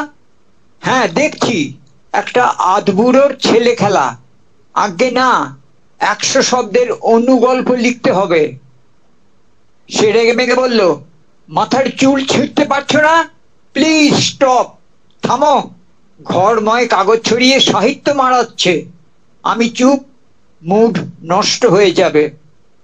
একটা কাজ যদি ঠিকঠাক করতে পারতে। অমনি থিম পেয়ে গেলাম, খুলে গেল লক গেট। হোমিওপ্যাথি ডাক্তারি পড়তে পড়তে ছেড়ে দিলাম। যার নেই কোনো গতি সে পড়ে হোমিওপ্যাথি। অতঃপর ইংলিশে MA। পরীক্ষায় 2টো পেপার দিলাম, ভালো করে প্রস্তুতি নিয়ে পরের বার। কিন্তু 365 দিন পর ভেবে দেখলাম শুধু ডিগ্রি বাড়িয়ে কি লাভ। নতুন বাড়ি অর্ধেক তৈরি হওয়ার পর বেচে দিয়ে এই আবাসন। ফ্ল্যাট অনেক সেফটি। প্রেম করলাম কুন্তলার সঙ্গে, মালা দিলাম মণিদীপার গলায়। একজন ভাববাদী, অন্যজন বস্তুবাদী। বউয়ের রোজগারে আমি ভাত খাই, এটাই ঘোর বাস্তব। ছিলাম কবি, হলাম গাল্পিক, কারণ ক্ষুধার রাজ্যে পৃথিবী গদ্যময়। মুশকিল হলো একটা উপন্যাস 3 বছর ধরে রগড়াচ্ছি। সে যাই হোক গিয়ে। অনেকটা লিখে জানলা দিয়ে আকাশ দেখি, মেঘের পরে মেঘ জমেছে, আড়ালে সূর্য। মানে আমার গল্পের শেষটা। ফের মণিদীপা, একবার যে দোকানে যেতে হবে সোনা। লেখাটা ওর হাতে দিয়ে বললাম, দেখো তো কেমন হচ্ছে। যেন তেন চোখ বুলিয়ে বলল, চলবে। আমি এখনো তো শেষ হয়নি। দরকার নেই, 100 শব্দ হয়ে গেছে, কিন্তু গরম মশলাটা নিয়ে এসো, দোকান বন্ধ হয়ে যাবে। শেষ। ধন্যবাদ শতদ্রু মিত্র। আমরা শেষ গল্পকারের কাছে চলে যাচ্ছি, যুগান্তর মিত্র। যুগান্তর মিত্র গল্প পড়বেন। আমি সম্ভবত প্রথম গল্প পড়ছেন আমাদের এখানে, আমি যতদূর মনে করতে পারি, ভুলও হতে পারে। তো যুগান্তর মিত্রর সংক্ষিপ্ত পরিচিতি আমি একটু দিয়ে নিচ্ছি। জন্ম কলকাতার কালীঘাটে। অতি শৈশবেই নদিয়া জেলার কল্যাণী শহরের উপকণ্ঠ গোকুলপুরে বসবাস। কবিতা লেখা দিয়ে সাহিত্য জীবন শুরু হলেও পরবর্তীকালে গদ্য চর্চাই প্রধান আশ্রয়। চকিতে 2-1টি কবিতা ধরা দেয়। এছাড়া ছোট গল্প, অনুগল্প, প্রবন্ধ প্রভৃতি লেখালেখির সঙ্গে যুক্ত 3 দশকেরও বেশি সময় ধরে। দেশ পত্রিকার মতো বাণিজ্যিক পত্রিকার পাশাপাশি বহু লিটল ম্যাগাজিন এবং অন্তর্জালেও নিয়মিত লেখালেখি চলছে। প্রিয় শখ গান শোনা ও মানুষ দেখা। প্রকাশিত গ্রন্থ ধ্বংসের দিকে যাত্রা, কাব্যগ্রন্থ, কাফকার গল্প অনুবাদ গ্রন্থ, আত্মহননের কথামালা অনুগল্প গ্রন্থ, মেঘ রঙের বারান্দা অনুগল্প গ্রন্থ, শামুকের গমন পদ্ধতি গল্প গ্রন্থ, গান্ধীজি এক আলোকবর্তিকা প্রবন্ধ গ্রন্থ, পাঞ্চজন্য ৫ জন গল্পকারের গল্প গ্রন্থ, হিটলিস্ট গল্প গ্রন্থ, বান্দোয়ান অভিযান উপন্যাস, রোহিণী নক্ষত্রের পতন গল্প গ্রন্থ, অন্বেষণ উপন্যাস। এছাড়া আছে বেশ কয়েকটি সংকলন গ্রন্থ এক বা একাধিক কবি ও গল্পকারের সঙ্গে। পুরস্কার ও সম্মাননা: কলম সাহিত্য সম্মান 2017, সুতরাং সাহিত্য পুরস্কার 2017, চাতক সাহিত্য সংস্থার টেগোর ভিলেজ পুরস্কার 2017, অবগুণ্ঠন অনুগল্প সম্মান 2019। আমি সুবীর মজুমদারকে অনুরোধ করব, যুগান্তর মিত্রকে অনুরোধ করব গল্প পাঠের জন্য। যুগান্তর মিত্র।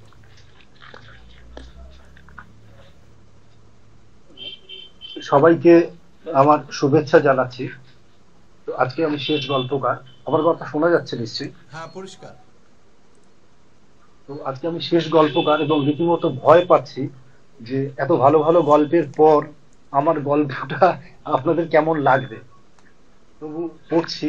আমার গল্পের নাম উল কাঁটা। আবার বলছি উল কাঁটা। কোদালটা নিপুণ যত্নে মাটি তুলে আনছে। জানালার পাশে উল্কাটা মাঝে মাঝেই থেমে যায় আর কোদালের ওঠানামা দেখে।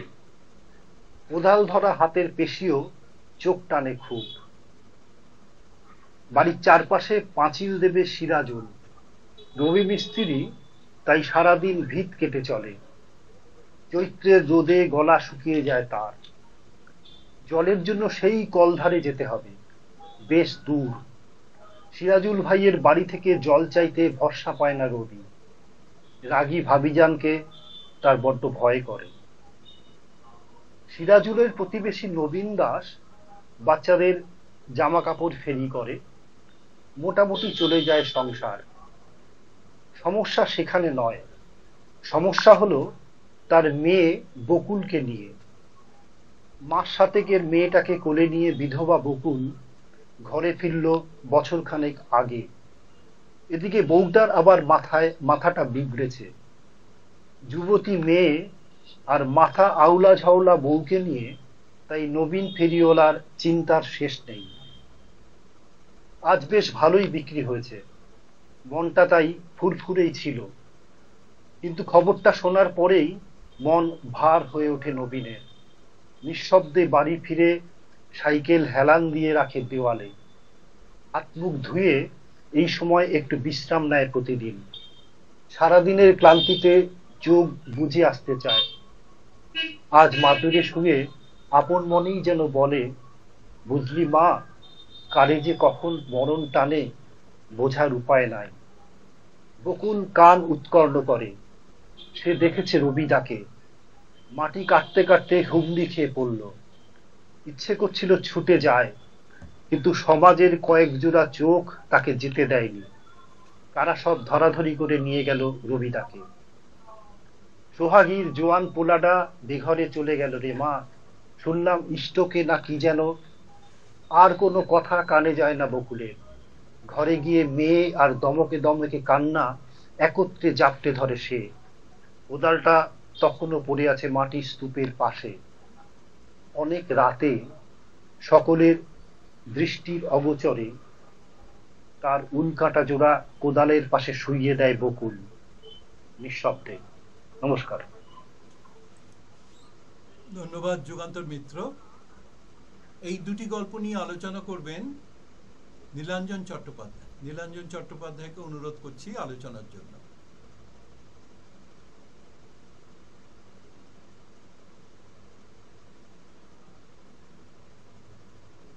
নীলাঞ্জন চট্টোপাধ্যায়।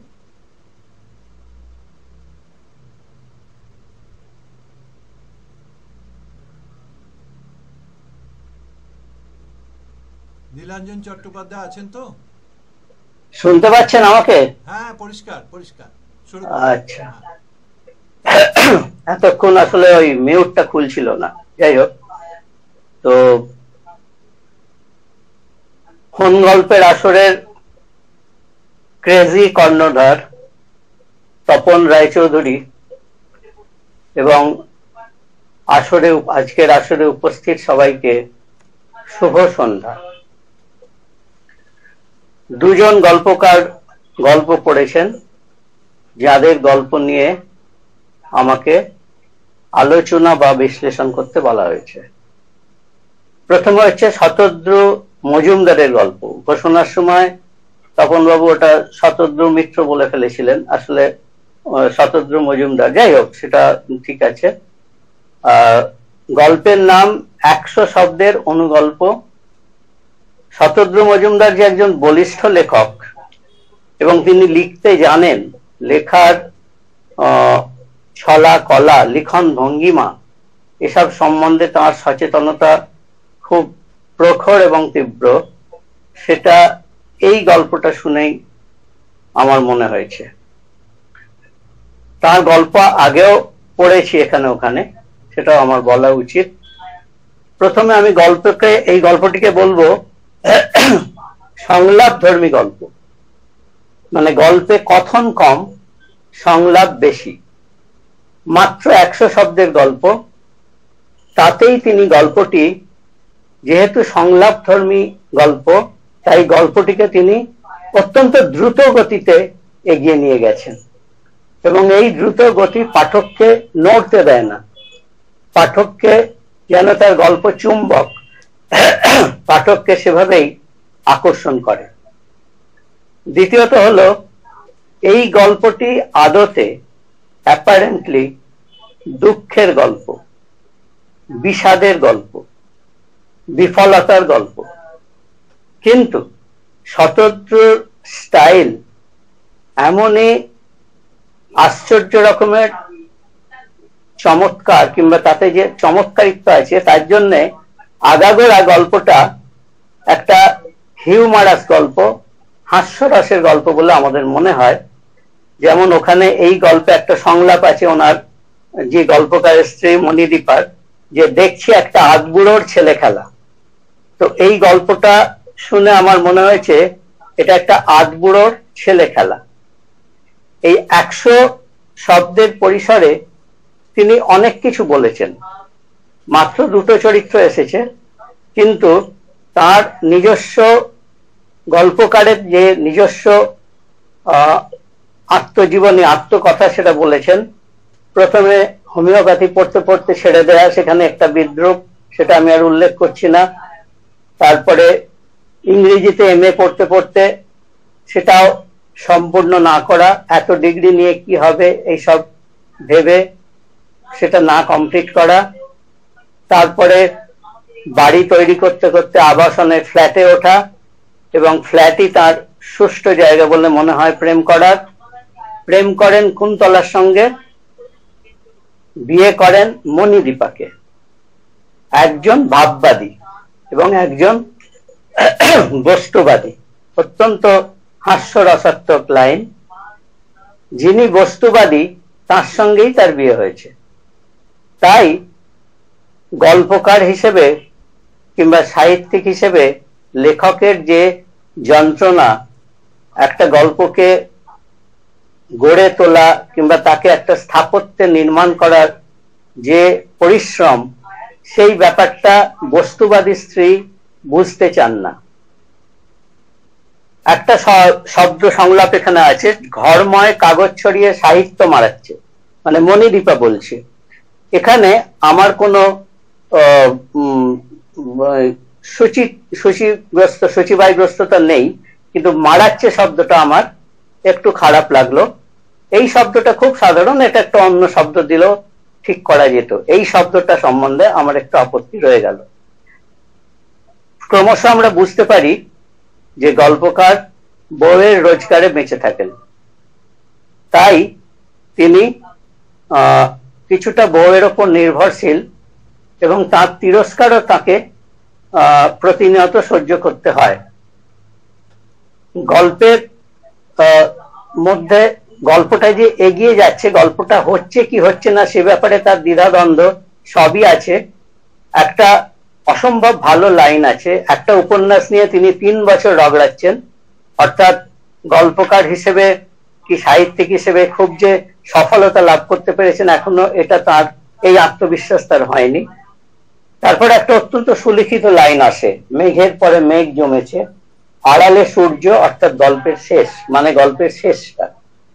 এটা একটা দারুণ সাংকেতিক শব্দ, আড়ালে সূর্য। সেই সূর্যকে তিনি মেঘের থেকে, মেঘের যে স্তূপ যেখানে দুর্গ তৈরি হয় কিংবা নানান রকম এলোমেলো স্থাপত্য তৈরি হয়, সেখান থেকে সূর্যকে ঠিক তিনি বের করে আনতে পারলেন? তিনি পারলেন না, কারণ তার বস্তুবাদী স্ত্রী তার 100 শব্দ হয়ে গেছে গল্পটির, এটা ভেবেই তিনি আপাতত আপ্লুত এবং তিনি হুকুম করেন যে একটু গরম মশলা এনে দিতে হবে, দোকান বন্ধ হয়ে যাবে। এই যে আমরা যারা লেখালেখি করি, আমাদের হয়তো এরকম রূঢ় বাস্তবতার মুখোমুখি প্রত্যেককেই হতে হয়েছে আগে কিংবা পরে, কিন্তু শতদ্রু মজুমদারের এই গল্পটি আমাদের অত্যন্ত পরিচিত গল্প, কিন্তু তার স্টাইলের চমৎকারিত্বে, তার হিউমারাস স্টাইল, হাস্যরসাত্মক যে লিখন ভঙ্গিমা, এর জন্য গল্পটি অত্যন্ত সুন্দর এবং গল্পটি আমার এবং মনে হয় সকলেরই ভালো লেগেছে। দ্বিতীয় গল্প হচ্ছে উল কাঁটা, যুগান্তর মিত্র। একটা অসাধারণ প্রেমের গল্প লিখেছেন যুগান্তর, একটা অসাধারণ প্রেমের গল্প। গল্পটার মধ্যে অনেকগুলো চরিত্র আছে, রবি আছে, সিরাজুল আছে, বকুল আছে, নবীন দাস আছে, এরকম অনেকেই আছে। তো গল্পটা আসলে খুবই সংক্ষিপ্ত। সেটা হচ্ছে রবি একজন জন মজুর, সে ধনী সিরাজুল্লাহর জমির চারপাশে পাঁচিল দিচ্ছে এবং সেটা দেখছে বকুল উল কাঁটা দিয়ে অসমের কোনো শীত বস্ত্র বুনতে বুনতে। এই বকুলেরও একটা পরিচয় দেয়া আছে এই স্বল্প পরিসরে। সেটা হচ্ছে বকুলকে নবীন দাস বিয়ে দিয়েছিলেন, তিনি একজন ফেরিওয়ালা, তার কোনোদিন ভালো বিক্রি হয়, কোনোদিন খারাপ বিক্রি হয়। গল্পটা যেদিনের কথা বলা হচ্ছে গল্পে, সেদিন তার ভালো বিক্রি হয়েছে, কিন্তু তার মন ভার, কারণ স্ট্রোক হয়ে রবি মারা গেছে। এটা বকুল জানলা দিয়ে সবটাই দেখেছে এবং এখানে একটা ইঙ্গিত আমাদের দিয়েছেন লেখক, কিন্তু কোথাও কিচ্ছু স্পষ্ট করে বলেননি। এটাই তার সফলতা, যে রবির সঙ্গে বকুলের কি কোনো পূর্ব সম্পর্ক ছিল, বকুলের কি রবির প্রতি একটা পুরনো প্রেম তীব্রতা আকার নিয়েছে তার হৃদয়ে, এটা আমাদের মনে হয়। এবং এক সময় যখন রবি কিভাবে মারা যায় সেটাও বকুল সচক্ষে দেখেছে। সেটা হচ্ছে রবি মাটি কাটতে কাটতে তার জল তেষ্টা পায়, কিন্তু সেই সিরাজুলের বউ এতটাই রাগী যে তার জল চাইতে সাহস হয় না। আমরা এখনো বুঝতে পারি যে তারাশঙ্করের আমলের সেই গ্রাম আর 21 শতকের গ্রাম সেই একই হয়তো আছে, যেখানে ধনীর কাছে জন মজুর কিংবা এখন বর্গাদার নেই, জন মজুর কিংবা যারা জন খাটেন তাদের যে অপমান, এই ব্যাপারটা এই সামান্য একটা লাইনেই ধরা আছে।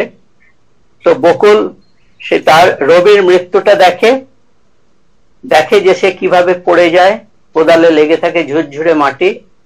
বকুলের মনে হয় যে সে ছুটে যায়, কিন্তু সেখানেও সমাজের বাধা নিষেধ, সমাজের কিছু কিছু চোখ তার পা আটকে দেয়। কিন্তু শেষ পর্যন্ত বকুল অনেক রাতে, যখন হয়তো সবাই নিদ্রিত, কেউ কাউকে দেখতে পাচ্ছে না, বকুল একা জেগে আছে এবং সে বাড়ি থেকে বেরিয়ে কোদালের পাশে তার উল কাঁটাটা নামিয়ে রাখে। এই লাইনটা একটা অসাধারণ লাইন। এখানে আমার মনে হচ্ছে একটা আমি ক্লোজ আপ দেখতে পাচ্ছি সিনেমায়, পর্দায়, যে একটা কোদাল, তাতে ঝুরঝুরে মাটি লেগে আছে এবং তার পাশে একটা উল কাঁটা। যেন বুদ্ধদেব দাশগুপ্তের যে অ্যাবসার্ড ছবি, সেই ছবির কোনো দৃশ্য, যে কোদালের পাশে উল্কাটা, এটা একটা কবিতার লাইনও হতে পারে, কোদালের পাশে উল্কাটা।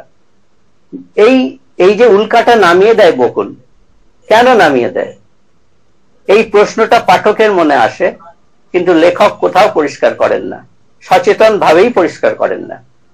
আমরা কিন্তু বুঝতে পারি যে মৃত প্রেমিককে বকুলের শেষ নিবেদন, তার এই অতি যত্নের উল্কাটা, তার আত্মার পবিত্র প্রেম, নিজের প্রিয় উল্কাটা সে নামিয়ে রাখে।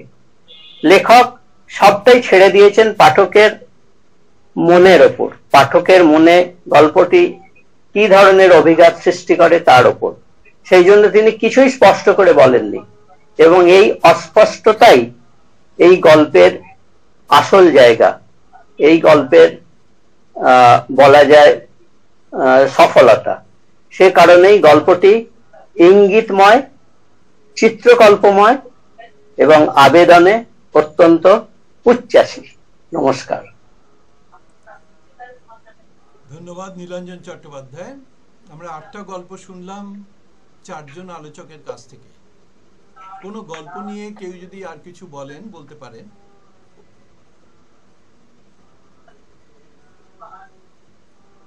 গৌরদা আছেন, গৌরদা কিছু যদি বলেন বা কিছু। হ্যাঁ, আমি একটা জায়গায় বলবো একটুখানি। আমি একটা জায়গায় বলবো, যুগান্তরের একটি গল্পর ক্ষেত্রে উল্কাটা জায়গাটা আমার খুব চমৎকার লেগেছে। উল্কাটা যে কোদালের পাশে শুইয়ে দিচ্ছে, এই যেমন একটা ইমেজ, এই যেমন একটা অদ্ভুত একটা কি বলবো সৃষ্টির জায়গা তৈরি হয়েছে, যেটা নীলাঞ্জন বললেন। তেমনি এই উল্কাটা গল্পটা আসলে যেটা হয়েছে, উল্কাটা তো একজন মেয়েদের হাতে যে উল্কাটা থাকে সেটা বোনা হয়, এবং সেই বোনাটা দুটো সোজা একটা উল্টো, দুটো সোজা একটা উল্টো এই ডিজাইনে বোনা হয়, বা দুটো উল্টো একটা সোজা এই ডিজাইনে বোনা হয়, একটা সোজা একটা উল্টো এই ডিজাইনে বোনা হয়। এই গল্পটার বয়নটাও কিন্তু একটা সোজা একটা উল্টো বা দুটো সোজা একটা উল্টো, এবং অদ্ভুত ব্যাপার। এই ফেরিওয়ালা বিয়ের পর বাপের বাড়ি, এই যে ইঙ্গিত, এই যে উল্টো দিকে চলে আসা, এই বসবাসের এই যে উল্টো দিক, নবীন ফেরিওয়ালা মাদুরে শুয়ে থাকার ব্যাপারটা, মাটি কাটতে কাটতে স্ট্রোক একটা হচ্ছে, এখন মৃত্যু আসছে, এই সমস্ত ব্যাপারগুলো, এবং এর মধ্যে জল চাই, অর্থাৎ তৃষ্ণার্ত হয়ে পড়ার যে ব্যাপারটা, এটা সবগুলি কিন্তু আসলে আমার যেটা মনে হয় যে ওই একটি চিত্রগুলো এমন ভাবে এসেছে, একটি সোজা একটি উল্টো, এভাবে গল্পটা গাঁথা হয়েছে। এবং তারপর নীলাঞ্জন যেটা বললেন একদম যথাযথ, ঠিকই, যে আর সবগুলোর জায়গাটা ঠিক আছে। আমার খুব ভালো লেগেছে গল্পটি। শতদ্রু মজুমদারের 100 শব্দের অনুগল্প, একবারে যথার্থ 100 শব্দের অনুগল্প, আমাদের মন খুব খারাপ করে দেয়, অথচ মন খারাপের গল্প এটা নয়, কিন্তু মন খারাপ তবু করে দেয়। শতদ্রু খুব ক্ষমতাবান গল্পকার, আমার ভালো লেগেছে। আমার ভালো লাগলো সুবীর মজুমদারের প্রস্তুতি, এই প্রস্তুতিটা, এই 4-5 জনে আমাদের একটা, আমরা ক্যান্সারই কিন্তু আক্রান্ত, ওই হরিমোহন শুধু ক্যান্সারে আক্রান্ত নয়, আমাদের সমস্ত ব্যাপারটাই ক্যান্সারে আক্রান্ত। এই জায়গাটাও বোধহয় সুবীর ছুঁয়ে গেছে। আমার কিছু হয়নি স্যার, কে বলতে পারি যে ক্যান্সারে আক্রান্ত? আমার নিজের আমি ব্যক্তিগতভাবে আমি, বা আর কেউ আরেকজন, সেও বলছে আমার কিছু হয়নি স্যার, কিন্তু আমার এই সময়ের এই রাজনৈতিক পরিবেশে, এই অচলায়তনের মধ্যে আমরা প্রত্যেকেই বলছি আমার কিছু হয়নি স্যার, আসলে আমাদের হয়েছে। এই কথাটা নিঃশব্দে এই প্রস্তুতিটুকু আমাদের সুবীর জানিয়ে দিয়েছে। এই জায়গায় সুবীরের কেল্লা ফতে করেছে সুবীর। শ্রীকান্ত অধিকারী গল্প নিয়ে খুব ভালো বলেছেন টুকু, আমি আর নতুন করে কিছু বলবো না, সবগুলো গল্পই আমার বেশ ভালো লাগলো। আজকের অনুষ্ঠানটি অপূর্ব হয়েছে, ধন্যবাদ তপন এইটুকু। ধন্যবাদ গৌরদা। আর কেউ কিছু বলবেন? অরিন্দম গোস্বামী কিছু বলবেন কি? হ্যাঁ, বলুন। দু একটা কথা বলি। 8টি গল্প পরপর আমরা শুনলাম। 8টি গল্পের মধ্যে আমি কারোর নাম করছি না, কিন্তু কয়েকটি গল্প আছে দেখুন যে একটু কাহিনী মুখ্য। কয়েকটি গল্পের মধ্যে কাহিনী মানে আখ্যান যাকে আমরা বলি সেগুলো ডমিনেট করেছে। যেখানে আখ্যান ডমিনেট করেছে সেখানে গল্পটি যেন আগে থেকেই এক্সপোজড হয়ে যাচ্ছে, অনেক বেশি প্রকাশিত হয়ে যাচ্ছে। অথচ যে গল্পগুলোর মধ্যে আখ্যান ভাগ কম, ইঙ্গিতময়তা বেশি, সেই গল্পগুলো আমাদের বেশি করে ছুঁয়ে যাচ্ছে কেন না? সেখানে আমরা কিনা আরো নতুন করে আমাদের সমস্ত উদ্যম আমরা কাজে লাগানোর চেষ্টা করছি, যেখানে তার থেকে যে ঠিকরে বেরিয়ে আসা যে আলো, ঠিকরে বেরিয়ে আসা যে ইঙ্গিত, সেইগুলোকে আমরা ধরবার চেষ্টা করছি। সমস্ত মনোযোগ দিয়ে আমরা যেগুলো বুঝতে পেরে গেছি সেগুলোর প্রতি আমাদের কিন্তু আর তত মনোযোগ থাকে না, কিন্তু যেগুলো আমরা পুরোপুরি ধরতে পারলাম না, খানিকটা অধরা, আমাদের সমস্ত মেধা সমস্ত বোধ আমরা যেন তার কাছেই কাজে লাগাই, যে তার পিছনে কি বলতে চেয়েছেন সেটাকে খুঁজে বার করতে গিয়ে, এবং সেগুলোর পিছনেই আমরা কিন্তু চর্চা করছি। আজকে 8টি গল্পের পরে দেখুন সেখানেই যে আমরা কিন্তু যেগুলো গল্পের মধ্যে একটা কোনো থিওরি আছে সেই থিওরিকে প্রকাশ করবার চেষ্টা করছেন, আমরা থিওরিটা বুঝতে পারছি। কোনো গল্পের ক্ষেত্রে কোনো একটা মিথ, সেইটাকে কেউ আজকের দিনের প্রসঙ্গে আনতে চাইছেন, সেটা আমরা বুঝতে পারছি। কোনো গল্পের ক্ষেত্রে একটা কাহিনী, সেই কাহিনীর মধ্যে দিয়ে আর একটা কাহিনীকে ছোঁয়ার চেষ্টা, সেটাও আমরা বুঝতে পারছি। কিন্তু এর বাইরে চতুর্থ যে ধারা যেটা আমরা পেলাম এখানে, সেটা হচ্ছে যে ইঙ্গিতময়তা। হয়তো আসলে যে কথাটা গল্পকার বলতে চেয়েছেন সেটা তিনি উল্লেখই করেননি, কিন্তু যেগুলো তিনি উল্লেখ করেছেন একটা, দুটো বা তিনটে বিষয়, সেই 1, 2, 3কে কেন্দ্র করে চতুর্থ একটা বিষয় আমাদের মনোযোগকে তিনি তুলে দিতে পেরেছেন। সেই জায়গাটায় আমরা যখন ছুঁতে পারছি তখন আমাদের মনে হচ্ছে যে ইনি তো একটা জাদুকর, কারণ ওনার হাতে যে টুলগুলো নেই তার বাইরে চতুর্থ একটা বিষয়ের প্রতি আমাদের মনোযোগ ধাবিত করাতে পারছেন। তার হাতে যে 2-4টি শব্দ তিনি ব্যবহার করেছেন, শব্দের মানে প্রয়োগ যদি সেরকম অমোঘ হয়, যদি সেই যথার্থ জায়গায় আমরা ঠিক শব্দটিকে প্রতিস্থাপিত করতে পারি, তবে সেই একটি শব্দ আর একটি শব্দ থাকে না, সেই শব্দ একটি অস্ত্র হয়ে ওঠে, এবং সেই অস্ত্রে তিনি আমাদের ঘায়েল করেছেন। তার সমস্ত বক্তব্য ওই শব্দটিকে কেন্দ্র করে বা 2-3টি শব্দকে কেন্দ্র করে আমাদের মননে উঠে এসেছে। এবং এই 8টি গল্প পড়ে, 8টি গল্পই তো আমাদের সারাক্ষণ মনে থাকবে না, বেশ কিছু গল্প মনে থাকবে। যে গল্পগুলি মনে থাকবে দেখবেন যে এই অস্ত্র এবং এই ধারালো, এই দুটো বিষয়, এই ধারালো অস্ত্রের অভিঘাত আমাদের মনে কিন্তু দীর্ঘদিন থেকে যাবে। আমি সমস্ত গল্পকারকে এবং আলোচকদের এবং আয়োজককে অবশ্যই ধন্যবাদ জানাচ্ছি। নমস্কার। আইজাক স্যার হাত তুলেছিলেন, কিছু বলবেন?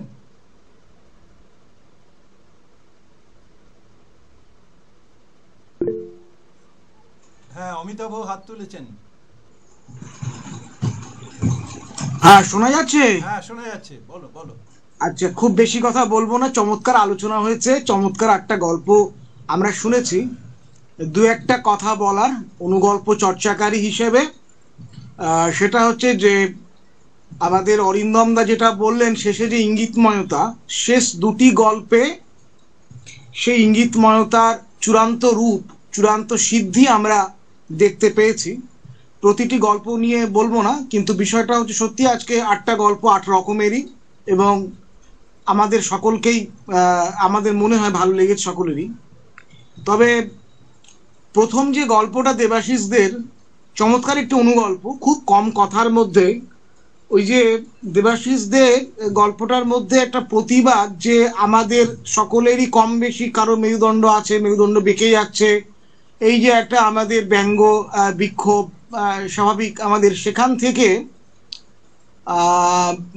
আলোচক একটা কথা বলছিলেন যে প্রতিবাদটা অন্যভাবে করলে ভালো হতো, কিন্তু এর চেয়ে বড় প্রতিবাদ আর কি আছে? বসের সামনে দাঁড়িয়ে যখন গল্পকারের চরিত্র বলছে যে আমি আগেই ঠিক ছিলাম, মানে এই যে জায়গাটা আমার যে বদলে দেওয়া হলো তার সেই জায়গাটা আর কি বসের সামনে বলাটা খুব কঠিন। তা একজন ছাপোষা কেরানির একজন এইটা বলাটাই তো, এবং সেই মেরুদণ্ডটা তার যে সোজা আছে, বেঁকে যায়নি, আপাত দৃষ্টিতে মনে হচ্ছে বেঁকে যাচ্ছে। আমাদের অনেকের আপাত দৃষ্টিতে দেখলে মনে হয় অনেকের মেরুদণ্ড বেঁকে গেছে, ভেঙে গেছে, কুঁজো হয়ে গেছে। আবার ভেতরে ভেতরে একটা প্রতিবাদ সত্তা কাজ করে, নাহলে ওই প্রতিবাদ সত্তাটা যদি না থাকতো গল্পটা গল্প হয়ে উঠতো না। সেই কারণে এরকম একটা চমৎকার গল্প শোনানোর জন্য দেবাশিস দেকে আমি অকুণ্ঠ প্রশংসা করছি, ধন্যবাদ জানাচ্ছি। এরকম গল্প খুব বেশি তৈরি হয় না, অনুগল্পে অন্তত তৈরি হয় না। দ্বিতীয় কথা বলি, শুভাশিস ঘোষ একটা চমৎকার গল্প পড়েছেন লেডি কিনি নিয়ে, এই ধরনের গল্প। এবং আমরা যখন একটা সময় অবগুণ্ঠন অনুগল্প চর্চার গ্রুপে ঠিক করেছিলাম যে সমস্ত বিষয় নিয়ে গল্প লেখা হবে, ঐতিহাসিক গল্প, রূপকথার গল্প, কল্পবিজ্ঞানের গল্প, গোয়েন্দা গল্প, রহস্য গল্প, অনুগল্পের মধ্যেই সব করতে হবে, কিন্তু সেই চর্চাটা খুব একটা হয় না। আমরা সমাজ জীবনটাকে সামনে রাখি এবং সবসময় কিছু কাহিনী গুজে দিই এবং সেই সঙ্গে আমরা কোথাও একটা চমকে শেষ করি। অনুগল্প মানেই চমক, এই প্রবণতা আমাদের অধিকাংশ লেখকদের মধ্যে রয়েছে। আমরা ওই অনুগল্প নিয়ে আর অন্য কোথাও যাই না, সাহস দেখাই না। ঐতিহাসিক অনুগল্প কটা লেখা হয়েছে, কল্পবিজ্ঞানের অনুগল্প কটা লেখা হয়েছে, গোয়েন্দা অনুগল্প কটা লেখা হয়েছে, কিন্তু যারা সার্থক অনুগল্পকার তারা চর্চা করেছেন, করে চলেছেন, সেই সংখ্যাটা খুব কম। এবং তাতেও যে লেখা যায় তার একটা বিরাট বড় প্রমাণ শুভাশিস বাবু দেখিয়েছে। একটা সাংঘাতিক ভালো গল্প, সম্ভবত আজকের আসরের একটা অন্যতম সেরা গল্প, এই জন্য একটা ধন্যবাদ জানাবো। এবং শেষে এই গল্পের শেষেও কিন্তু একটা ইনার মিনিং আছে। এই যে লর্ড ক্যানিং এর কথা এসছে, এইরকম মানে বড় বড় সাহেবদের তুষ্ট করে, যে যেমন এটা একটা দেখালো যে জমিদার রাজারা যেমন রায়বাহাদুর খেতাব নিচ্ছে, অন্যান্য সুযোগ সুবিধা নিচ্ছে, এরকমই একটা ব্যাপার যে ওই ময়রা কারিগর সেও কিন্তু কম যায় না, সেও তার মতো করে সেই পুরস্কারটা ছিনে নিতে পেরেছে। আমার মনে হয় গল্পের মূল কথা, মূল জায়গা এই জায়গাটায়, যে শুধুমাত্র তোমরাই যে নিতে পারো তা নয়, আমরা সাধারণ মানুষ, খেটে খাওয়া মানুষ, শ্রমজীবী মানুষ, আমরাও পারি চেষ্টা করলে সেই রাজাকে তুষ্ট করে আমি আমার যোগ্য পুরস্কারটি ছিনে নিতে পারি। এই একটা গল্প, এই জন্য ওনাকে ধন্যবাদ জানাচ্ছি, আমার ভীষণ ভালো লেগেছে এই গল্পটি। 3 নম্বর গল্প সুবীর মজুমদার। সুবীরদা যে এত ভালো অনুগল্প লেখে ধারণাতেই ছিল না।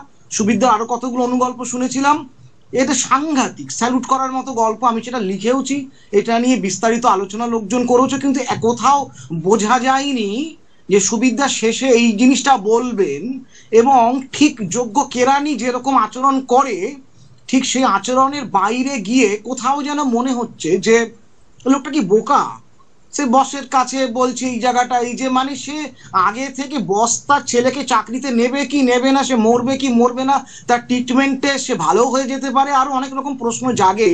সবচেয়ে বড় কথা পিতৃ হৃদয়ের যে ব্যাকুলতা, পিতার যে ভালোবাসা, যে কথা পূর্বা দাস চমৎকার বলেছেন।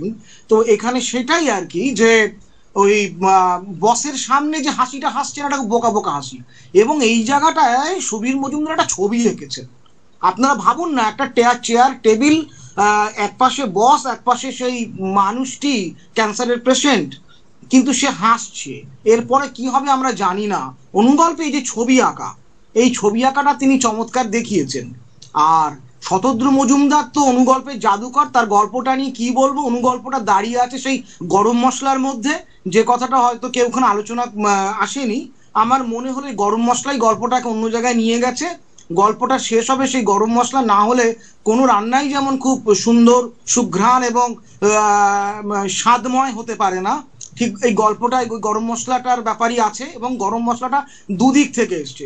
সংসার জীবনেও স্বামী স্ত্রী দাম্পত্যের মধ্যেও একটা গরম মশলার দরকার, সেই গরম মশলাটাকে তিনি গল্পের মধ্যে মিশিয়ে দিয়েছেন। চমৎকার অনুগল্প, এটা আমি সম্ভবত আগে পড়েছি কোথাও, শতদ্রুদার একটা সার্থক অনুগল্প।